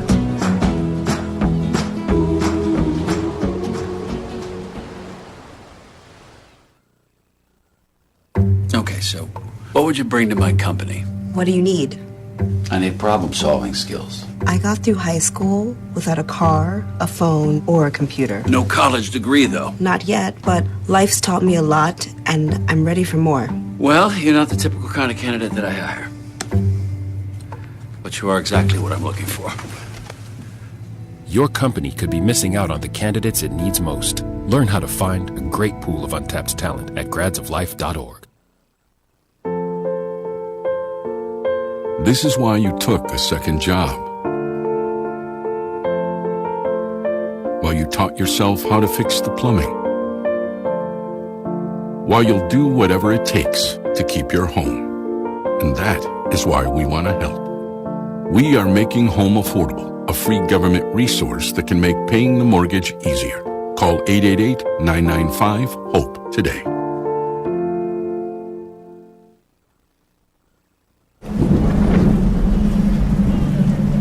He's on his way. He doesn't even know that we're here. Is he okay? Please tell me he's okay. Laura. Okay, try to call him again. There's no signal. Try. Nothing's working. Well, just Everything's try. down. This is so bad. He's out there by himself. Make sure you know where to find your family in an emergency. Start your plan at ready.gov.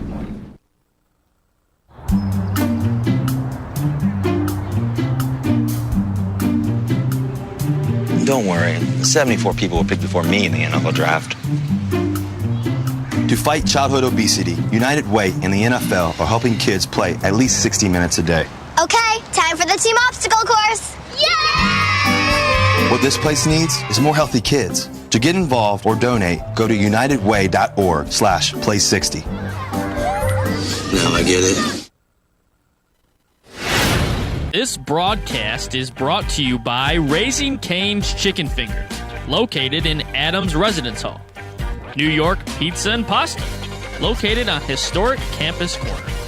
And Chase Ryan Homes of Tulsa. More information can be found at www.chaseryanhomes.com. To Game Day U. You know what? Speaking of Heisman moments, one just happened in Minnesota. JT Barrett, an 80-yard touchdown run, Mason. So Heisman moment against Minnesota, hey, folks. I don't know why you underappreciate a top 25 team. A number 25 team. They're number 25. Not for they're long. They're ranked higher than OU.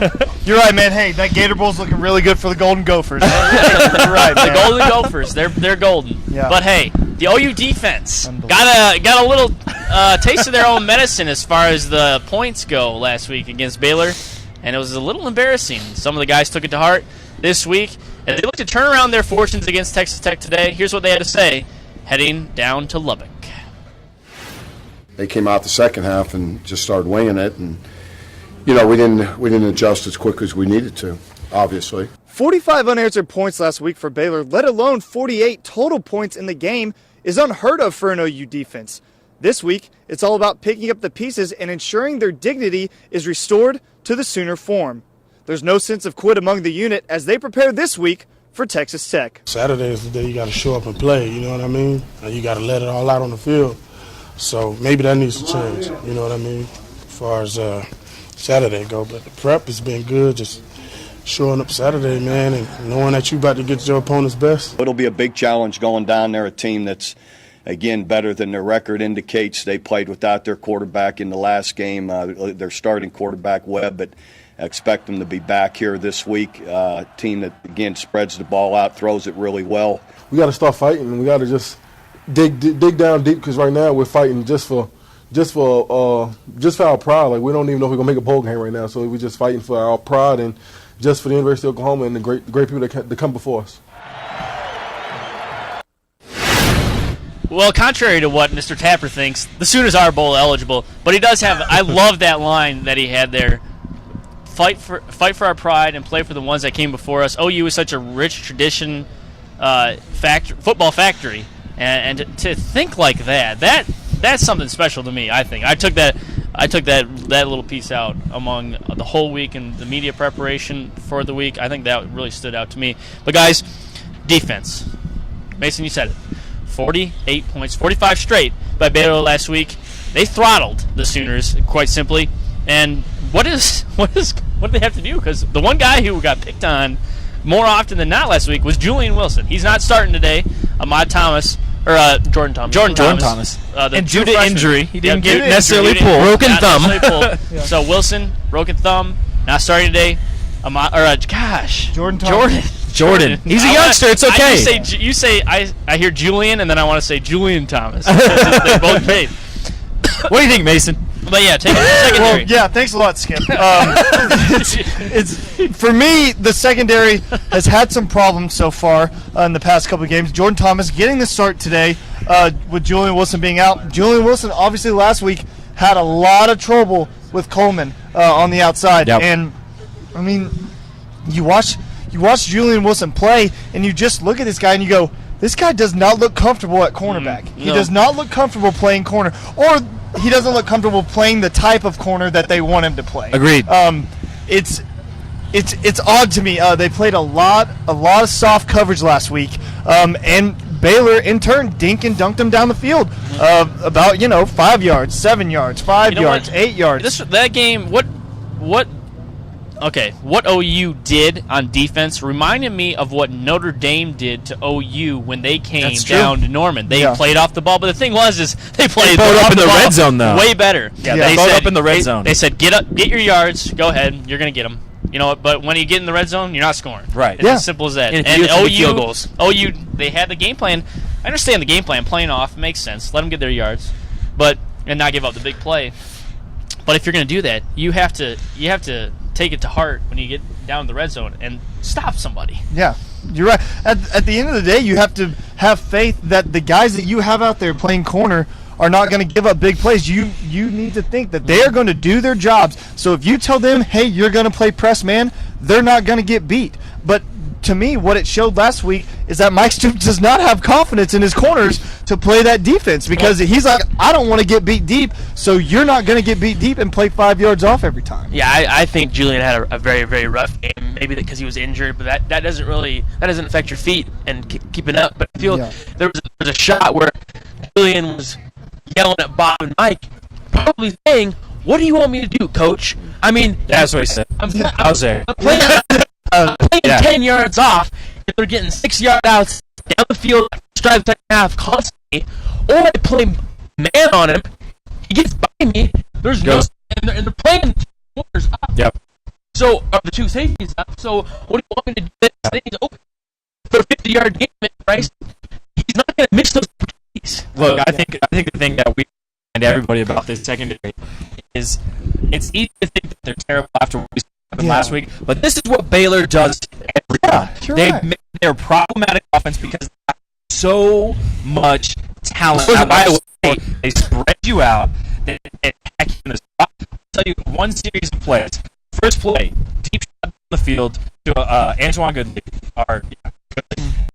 And Quinn Hayes is over the top safety. He runs down and gets picked up. Good job, Q. Stop. Second down. Next play. Q single high safety, okay? Bear down on him. They throw a screen. They block it out. One-on-one who has to run from the top safety spot all the way to the left, to the boundary sideline, Quinn Hayes. So in 2 consecutive plays, he's probably run over all 200 yards. Going to third down, go deep. Quinn Hayes, out of the they throw it right at you. They are brilliant how they attack you, and they're specific how they attack you. And if they see you, they go for blood. And the fact is that they can because they have that much talent. This secondary, I still think is good. I still think has lots of talk about Ahmad Thomas here in a second. Zach Sanchez. We talked about this earlier before the show. You take out 3 or 4 games where he played banged up, he might have stunted his growth a little. Still, a sophomore. This is my camera. I'm sorry. Sophomore. Zach Sanchez is a sophomore, okay? Quentin Hayes, I think he's a solid player. I think if they didn't have Quentin, your situation at nickel is a dire one. Yeah, you're right. Something to think about is last week, we get on Julian Wilson, playing playing some coverage like that. If I'm Mike Stoops, if you want to play soft coverage all around, and Julian Wilson's having trouble with that soft coverage, and they keep digging and dunking, play some cover 6, cover 2 to Julian Wilson's side, let him play up, cover the flat. Yeah. And if you're going to get beat deep, that's okay. You're going to have Thomas over the top to cover that deep route, and then on the other side, yeah, and on the other side, you're going to have Zach Sanchez, who's still going to play off and play cover 4 on the other side. That to me would have been the correct coverage, so they wouldn't get dinking down the field like they did, and that way Julian Wilson, I think, has a better game and has a corner that he wants to be. Speaking of that upside, though, we're talking about their coverage, but I can say that honestly, I feel like the tackling has gotten better, though. To be honest, I feel like Sanchez. We harped on him earlier this season for not being able to make tackles. Yes, he had a hurt shoulder and stuff, but I feel like the plus side to the second is I feel like that as soon as they're catching the ball, Ahmad Thomas is wrapping up, Zach Sanchez is wrapping up. That's the plus side to look at. Yep, exactly. Speaking of the tackling, Tommy Alexander leading the tackler for OU. Jordan Evans and Ahmad Thomas are second and third, respectively. That's all sophomore class right there. There's a lot of depth in the tackling regime, I guess, if you will, and they're proving what they can do on the field. Well, I mean, Drew said it since the beginning of the year. This is not Oklahoma's year. Next year is Oklahoma's year. They have a whole lot of young guys, and the young guys are doing exactly what you expect them to do, and that's make plays. Mm-hmm. And they're getting better. That's the thing. We saw a gigantic lead in Ahmad Thomas's game last week. Now, they picked on him. They threw at him, but he was right there, and you know what? The best with that safety, to me, Ahmad, what he is right now is he is not a turn and run with the receiver, one-on-one man cover corner guy, like a Stephen Parker kind of is. Yeah, exactly. On his inbox, and he is there to lay a hit because he's a full-grown man. Him and Atari Bird both. We saw, what did he have, 14 tackles last week? Career high. He played phenomenally, I thought. And you look at this defense, and again, Sooner fans, please look at this defense, and please look at the classes they're in. This is a young defense. These were freshmen last year. They're sophomores playing this year. They're juniors next year. This could be a special defense down the road if they continue to improve and make tweaks, and they have some of these recruits that they continue to bring in, stepping up more and more.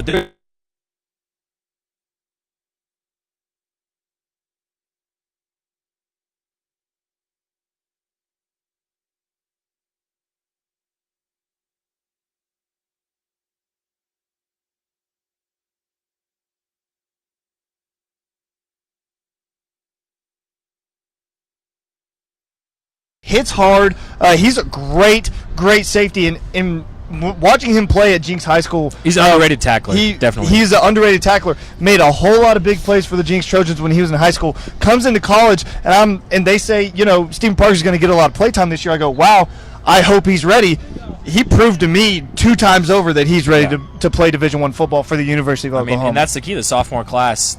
Jordan Evans, Dom Alexander in the middle, those guys could be there this year, next year, and the year after. It's amazing to think that Dominic Alexander and Jordan Evans are sophomores. Yeah. Yep. There's a lot of talent on the defensive end. There's a lot of talent on the defensive end for the Sooners. And when we come back, Mason hinted at it. Tough day last week against the passing attack. There's another one that's going to be taking the field, another top passing attack in the Big 12. That's the Texas Tech Red Raiders taking on the Oklahoma Sooners today at 2:30. We're going to get more on the breakdown of Texas Tech after the break. Stick with us on Game Day U. This broadcast is brought to you by Raising Cane's Chicken Fingers, located in Adams Residence Hall. New York Pizza and Pasta, located on historic Campus Corner. And Chase Ryan Homes of Tulsa. More information can be found at www.chaseryanhomes.com.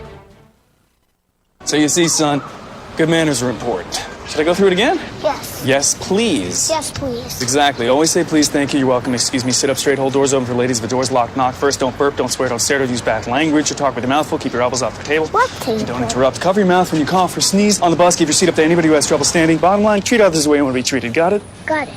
Good talk. Most parenting is hard to do in just 2 minutes. But 2 minutes twice a day making sure they brush is easier, and it could help save them from a lifetime of tooth pain.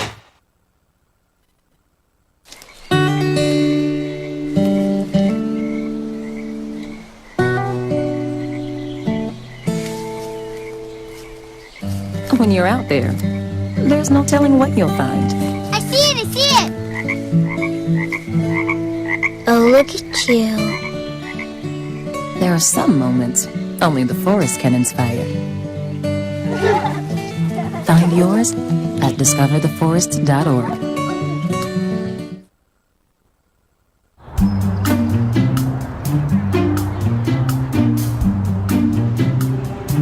Don't worry, 74 people were picked before me in the NFL draft. To fight childhood obesity, United Way and the NFL are helping kids play at least 60 minutes a day. Okay, time for the team obstacle course. Yay! What this place needs is more healthy kids. To get involved or donate, go to unitedway.org/play60. Now I get it.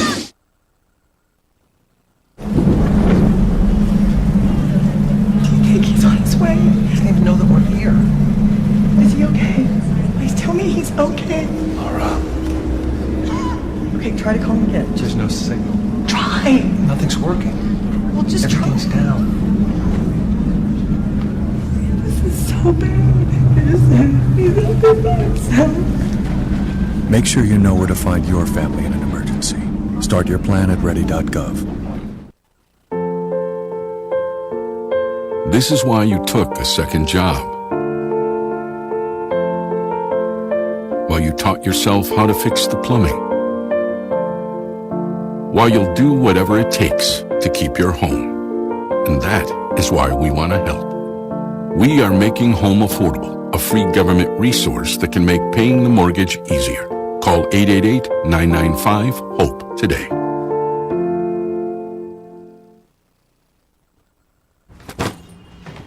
Hart, what's going on? I'm leaving. Why?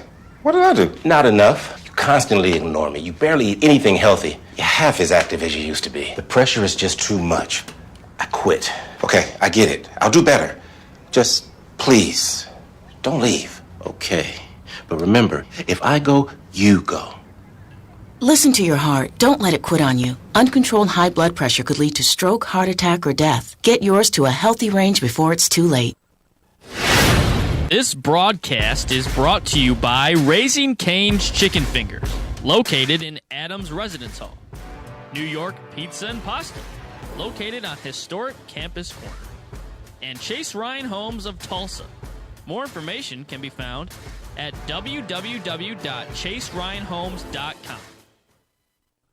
Welcome back to Game Day U, live outside Jones AT&T Stadium. We've had a lot of fun in today's show so far, and we're now going to look at the Texas Tech Red Raiders and what they present on the offensive and defensive side of the ball, starting with the Texas Tech offense. Guys, an outstanding pass attack led by Davis Webb. They're ranked 9th in the country with 320.3 passing yards per game. Talk about some of the guys he has as targets, because like Bryce Petty was spoiled last week, so too is Davis Webb. Well, you know, you got Jakeem Grant, Bradley Marquez. Those are the biggest names, and those are the guys that are going to be to watch for the guys to watch for the OU secondary. You know, they throw the ball a lot. Obviously, they're 9th in the nation in passing, so watch out for the deep threats. But you got to trust your secondary to go out there and make plays and do what you taught them to do. You can't play conservative and win this game. Drew, how about the running game?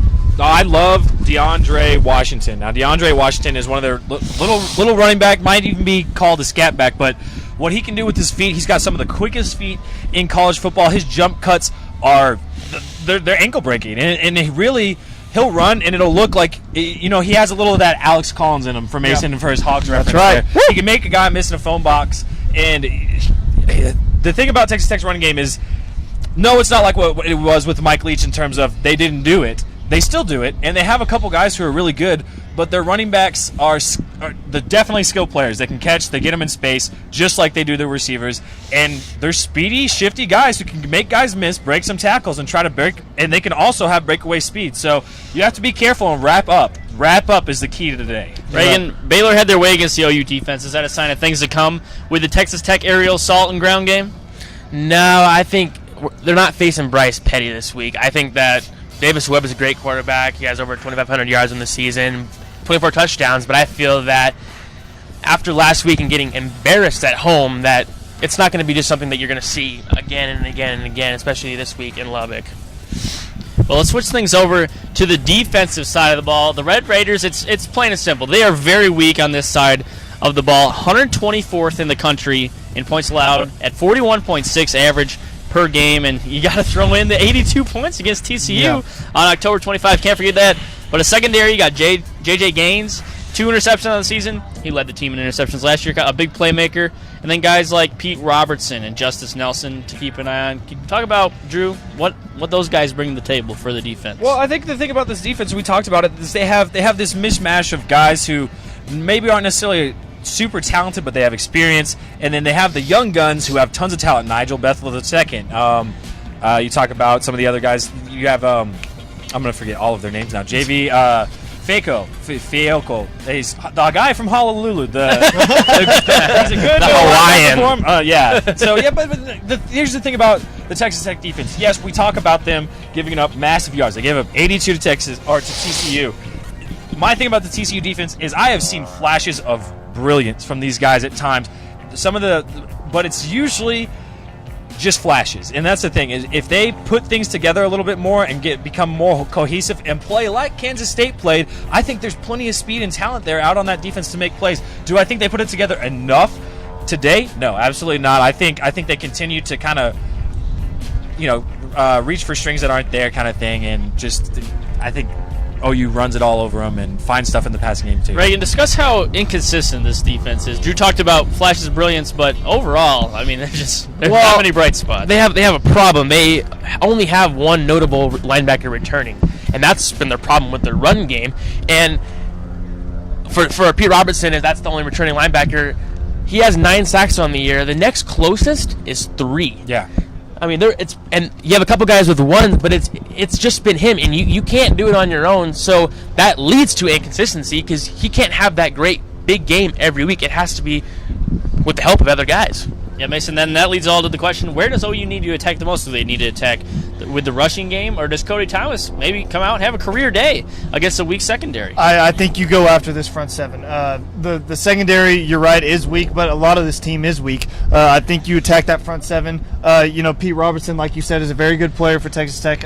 He's good at sacking the quarterback and getting pressure on, but at the same time, one singular guy can't stop the run game unless you're a defensive tackle. Yeah. So he can't put pressure and stop the run at the same time. So to me, OU's got to run the ball today, give a steady diet of the run, and off that will come play action passes, which will help Cody Thomas even more, gunslinging down the field.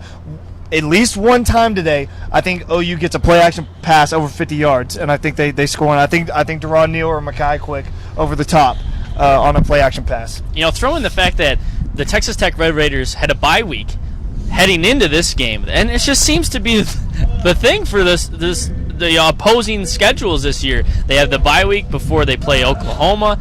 It's a nice little fix, maybe to get some things worked out, some kinks worked out, and who knows, maybe we see a defense that instead of the flashes of brilliance for Texas Tech, we see brilliance on the side of the ball. Kingsbury's always got his bag of tricks.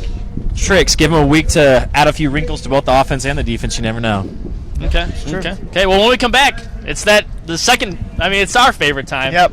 Besides 4 downs, it's pretty good. Call-outs, final words, and predictions are all coming up next on Game Day U as we finish out just outside of Jones AT&T Stadium in Lubbock, Texas. Stick with us.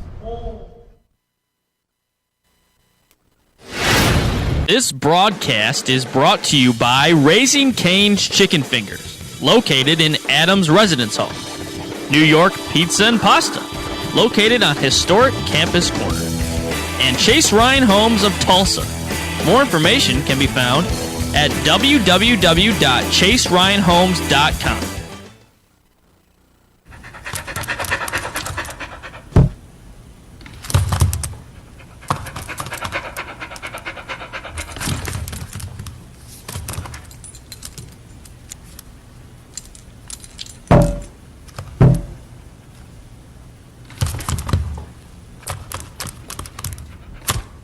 There's a shelter pet who wants to meet you. Meet one today. Visit theshelterpetproject.org. Adopt.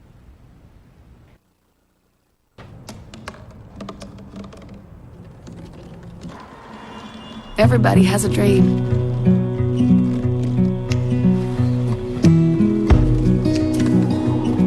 Mine was to see the ocean.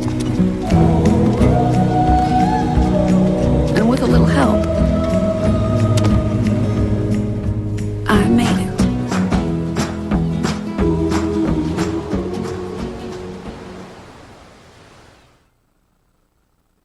Okay, so what would you bring to my company? What do you need? I need problem-solving skills. I got through high school without a car, a phone, or a computer. No college degree, though. Not yet, but life's taught me a lot, and I'm ready for more. Well, you're not the typical kind of candidate that I hire. But you are exactly what I'm looking for.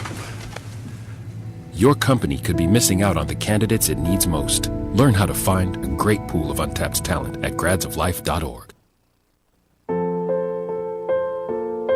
This is why you took a second job. While you taught yourself how to fix the plumbing. While you'll do whatever it takes to keep your home. And that is why we want to help. We are making home affordable, a free government resource that can make paying the mortgage easier. Call 888-995-HOPE today.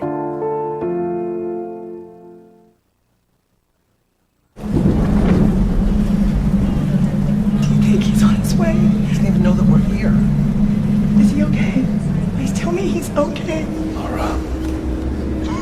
Okay, try to call him again. There's no signal. Try. Nothing's working. Well, just Everything's try. down. This is so bad. He's out there by himself. Make sure you know where to find your family in an emergency. Start your plan at ready.gov.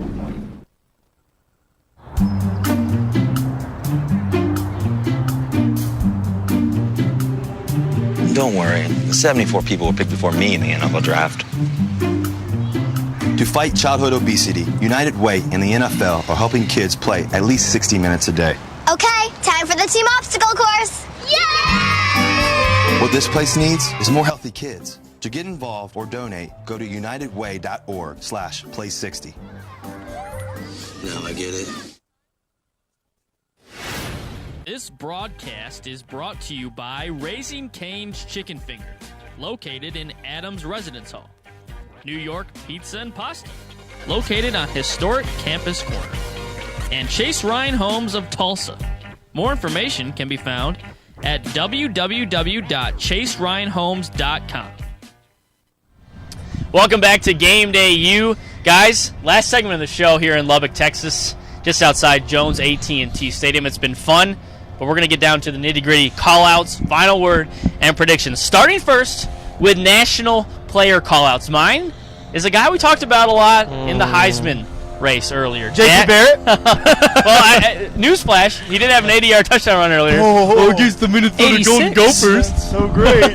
Yeah. No, my national call-out is Dak Prescott. Dak Prescott, if you go out there and perform to a high standard, something that you better than what you've done already this year, you can jump probably in a lot of people's polls up to number one with a victory over Alabama, a sound performance, 0 mistakes, leading Mississippi State to a win in Tuscaloosa. I think Dak Prescott catapults himself to a top spot in the Heisman Trophy with a win today and a good performance. I'm going to stick with that game, and I'm going to go with the entire team of the Alabama Crimson Tide.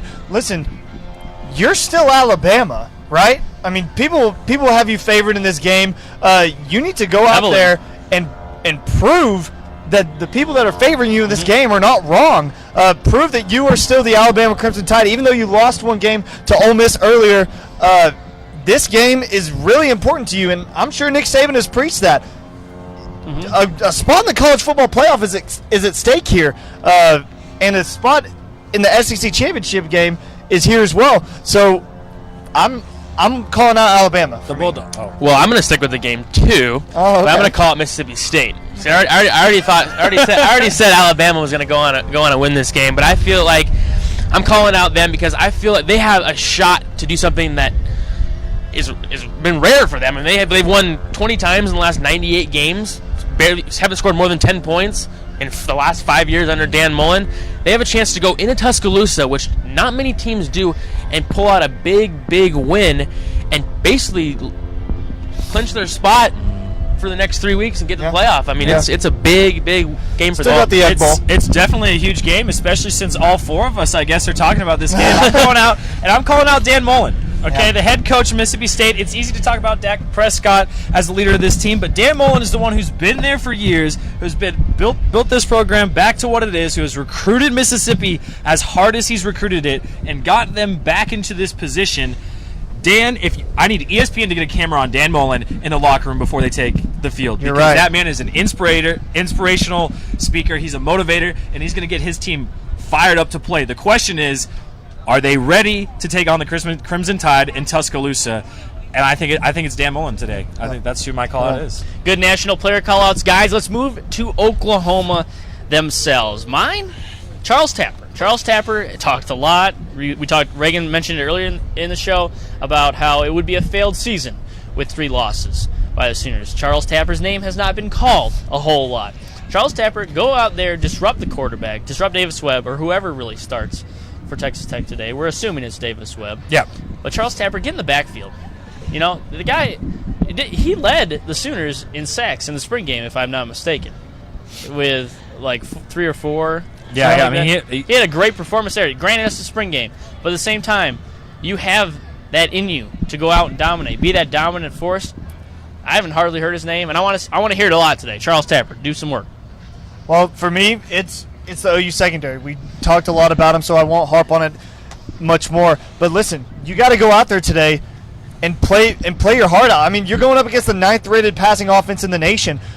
And if you think that they're going to roll out on this field, and this team is 4-5 right now, you think this team is going to go out there and just roll over for you, you are sadly mistaken. Mm-hmm. This Texas Tech team is going to come out guns a-blazing, and they're going to throw the ball downfield against you. You're going to have to play man. You will have to play man because they saw what you did against Baylor last week. If you play zone, they're going to do the exact same thing, and they have maybe a little better receivers than Baylor did last week. So watch out if I'm the OU secondary. Play some man defense and just get up in there. Just play some defense. Play some man defense, please. See, I had 2 calls, actually. I had Charles Tapper and Eric Stryker, but since Zach took that one from me, I'll go with Eric Stryker. I love Eric Stryker. I love watching him play, but we haven't heard from him. I feel like the coaches love him. He's just like the fire on that defense. He's so energetic and just so goofy like on the field too. But we haven't heard from him. He puts so much pressure on the quarterback, and I'm not going to bring up the Sugar Bowl because I'm tired of hearing about that because it's been almost a year from now. But where is that Eric Stryker? I mean, this is the chance for him to have a big game after a tough loss at home, and I feel like he is. Honestly. Yeah. Here's the deal, guys. OU and the Stoops brothers used to be known as the masterminds of some of the best defenses in college football. Mike, it's been a rough few years. There's been a transition period. There's been some recruiting things that we, whether or not we agree or disagree, you got some guys, you got the guys you want, and here we are about to play Texas Tech. And you just played Baylor, and they put on tape a lot of what Tech sort of wants to do at the same time. So my call-out is to Mike Stoops. He's the fiery guy. He is a guy who wants his guys to play with swagger, confidence, and he wants them to play shut-down man corner a lot of the time. That's when you think about all the great corners that have come out of Oklahoma, all the great safeties, and how dominant they've been.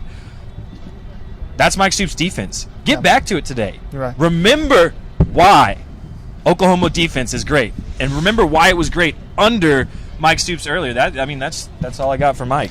Well, you know what? Talking of dominant defenses, we're going to jump to final word, and I'm going to talk about a word that really stands out. It kind of ties into what you're talking about, Drew. My word is guard. Now, you might be thinking guard the ball, guard the man. No, I'm talking about let your guard down today. Yeah. Not let your guard down today and let them score all over you. I'm talking let your guard down today. Go out and have some fun. These guys look like, you know what, they on Instagram and Plain Twitter, Spirit. it was a business trip to Iowa State. And it showed because they wanted to go in there, take care of business. They should have, and get a win. Have some fun. They're so tense out there. Just go out. Some of the best times athletes play is when they don't go out and think about things. They just go out and let their natural talents do the work because they've put in the preparation. If they put in the preparation in the week, the execution will be there, and their natural talents should just take over. Let your guard down. Have some fun. Get back to Sooner football. Just enjoy the game. Go out and enjoy it. Well, my final word is fire. Come out firing. If you're the Sooners, go try to make some big plays, but fire more in the sense have some passion about what you're doing. Have fun. That's great, but to me, you're right. 3 games losing at Oklahoma, that's not okay. You need to go out there and show me that it's not okay, that you're not okay with it. Show me some fire. Last week, I saw a bunch of quitters is what I saw. I saw a bunch of guys who got down and out, and they Tyler's over there saying shots fired. I saw a bunch of guys who went out there and go, oh, we're down. Guess it's time to stop fighting. I couldn't see a football team that wanted to get back in that game or that was trying to get back in that game because this team is way too good. If that Oklahoma team fought hard enough to get back in that Baylor game, we would have seen them get back in the game. The fact of the matter is they didn't have that fire. They didn't have that passion. If I had 22 Eric Strikers, we'd be fantastic. The Sooners would be a fantastic football team. Yeah. But you don't get 22 Eric Strikers. You get some guys who are going to be silent leaders. You get some guys that are just going to go out there and do their role, and that's fine. But I need to see some pancakes. I need to see some guys getting tackled out of bounds. If you get on sportsmanlike conduct in the first quarter, that's fine. That shows me that you're caring. You're fired up. I'm about it. Mason's fired up. Yeah, I'm fired up. Well, my word is pride, and that's because that's what Charles Tapper brought up this week. I'll bring up again last week, saying that getting a third loss at OU is a failed season, and I don't think he meant to say that, but he did. He said it's a failed season. He probably should have said not as good a season. But this week he turns around and says, you know what? I'm going to be honest. We gave up last week. That's what he said, and I just feel that to win this game it comes down to pride and having pride, and you play for the University of Oklahoma. Yeah. My word is it's simple. It's not as fire as Mason, but the idea is the same. It's response. The college football season is a 10-12 round fight, and here we are, and this is the 10th game? 10th game. The 10th round. Yeah, you've gotten knocked down a few times. You got knocked down 3 times to be specific, but you know what? You get up and you respond, and you come back swinging, and that's what they need to do today. That's what I think. It's a response. Response, fire. The standard is a standard. Guard. Great words, guys. Predictions is what we're going to end on. And I'm taking the Sooners in this one. I think the one weak spot of anything is the defense for Texas Tech. I think OU shows that. 41-31 OU. I like that score. I'm going to go ahead and go 45-31 OU. I think the running game is a huge factor. OU has over 300 rushing yards and over 200 passing yards. Good day for Cody Thomas. Not spectacular, but he comes out and plays the way he needs to. I'm going to go 31-17. I just feel like having a new quarterback isn't as – it's not going to be the game of this big high-scoring game, but I feel like he can put up 31 points, and I feel like it's going to be to rely on the running game to get the rest of those points. Look, this is going to be a fun game today, I think, guys. I think to keep it close. 34-23 OU at the end of it all. Tech keeps it within 1 possession until late. Yep, I like that. Guys, Jones AT&T Stadium is the backdrop. It's been fun. You guys have a good time? It's been awesome. It's been fun. It's warming up. Hey, the breeze went away. Yeah, it's warming up. The breeze went away. Sorry for y'all back in Norman, but it's upper 60s around here. Maybe some snow back back in later tonight, Norman. A little snow. It's going to be cold there, but hey, it's going to heat up on the field soon. 2:30 p.m. Central Time kickoff for the Sooners and the Red Raiders. You've heard everything from the Game Day U crew. We've been talking a lot about who's going to win this game, call-outs, final word. Mason, you got any last word? You always are so fired up. Well, my final my last word is Arkansas Razorbacks try to get their first SEC win of the season against the LSU Tigers today. Battle for the Golden Boot. You said that last week. Always an exciting game. Yeah, trying to get their first win. Is that what you're saying? In the SEC. Yeah, trying to get their first win in the SEC. That's all we got for Game Day U live in Lubbock. Thanks for joining us. Sooners and Red Raiders coming up later on today.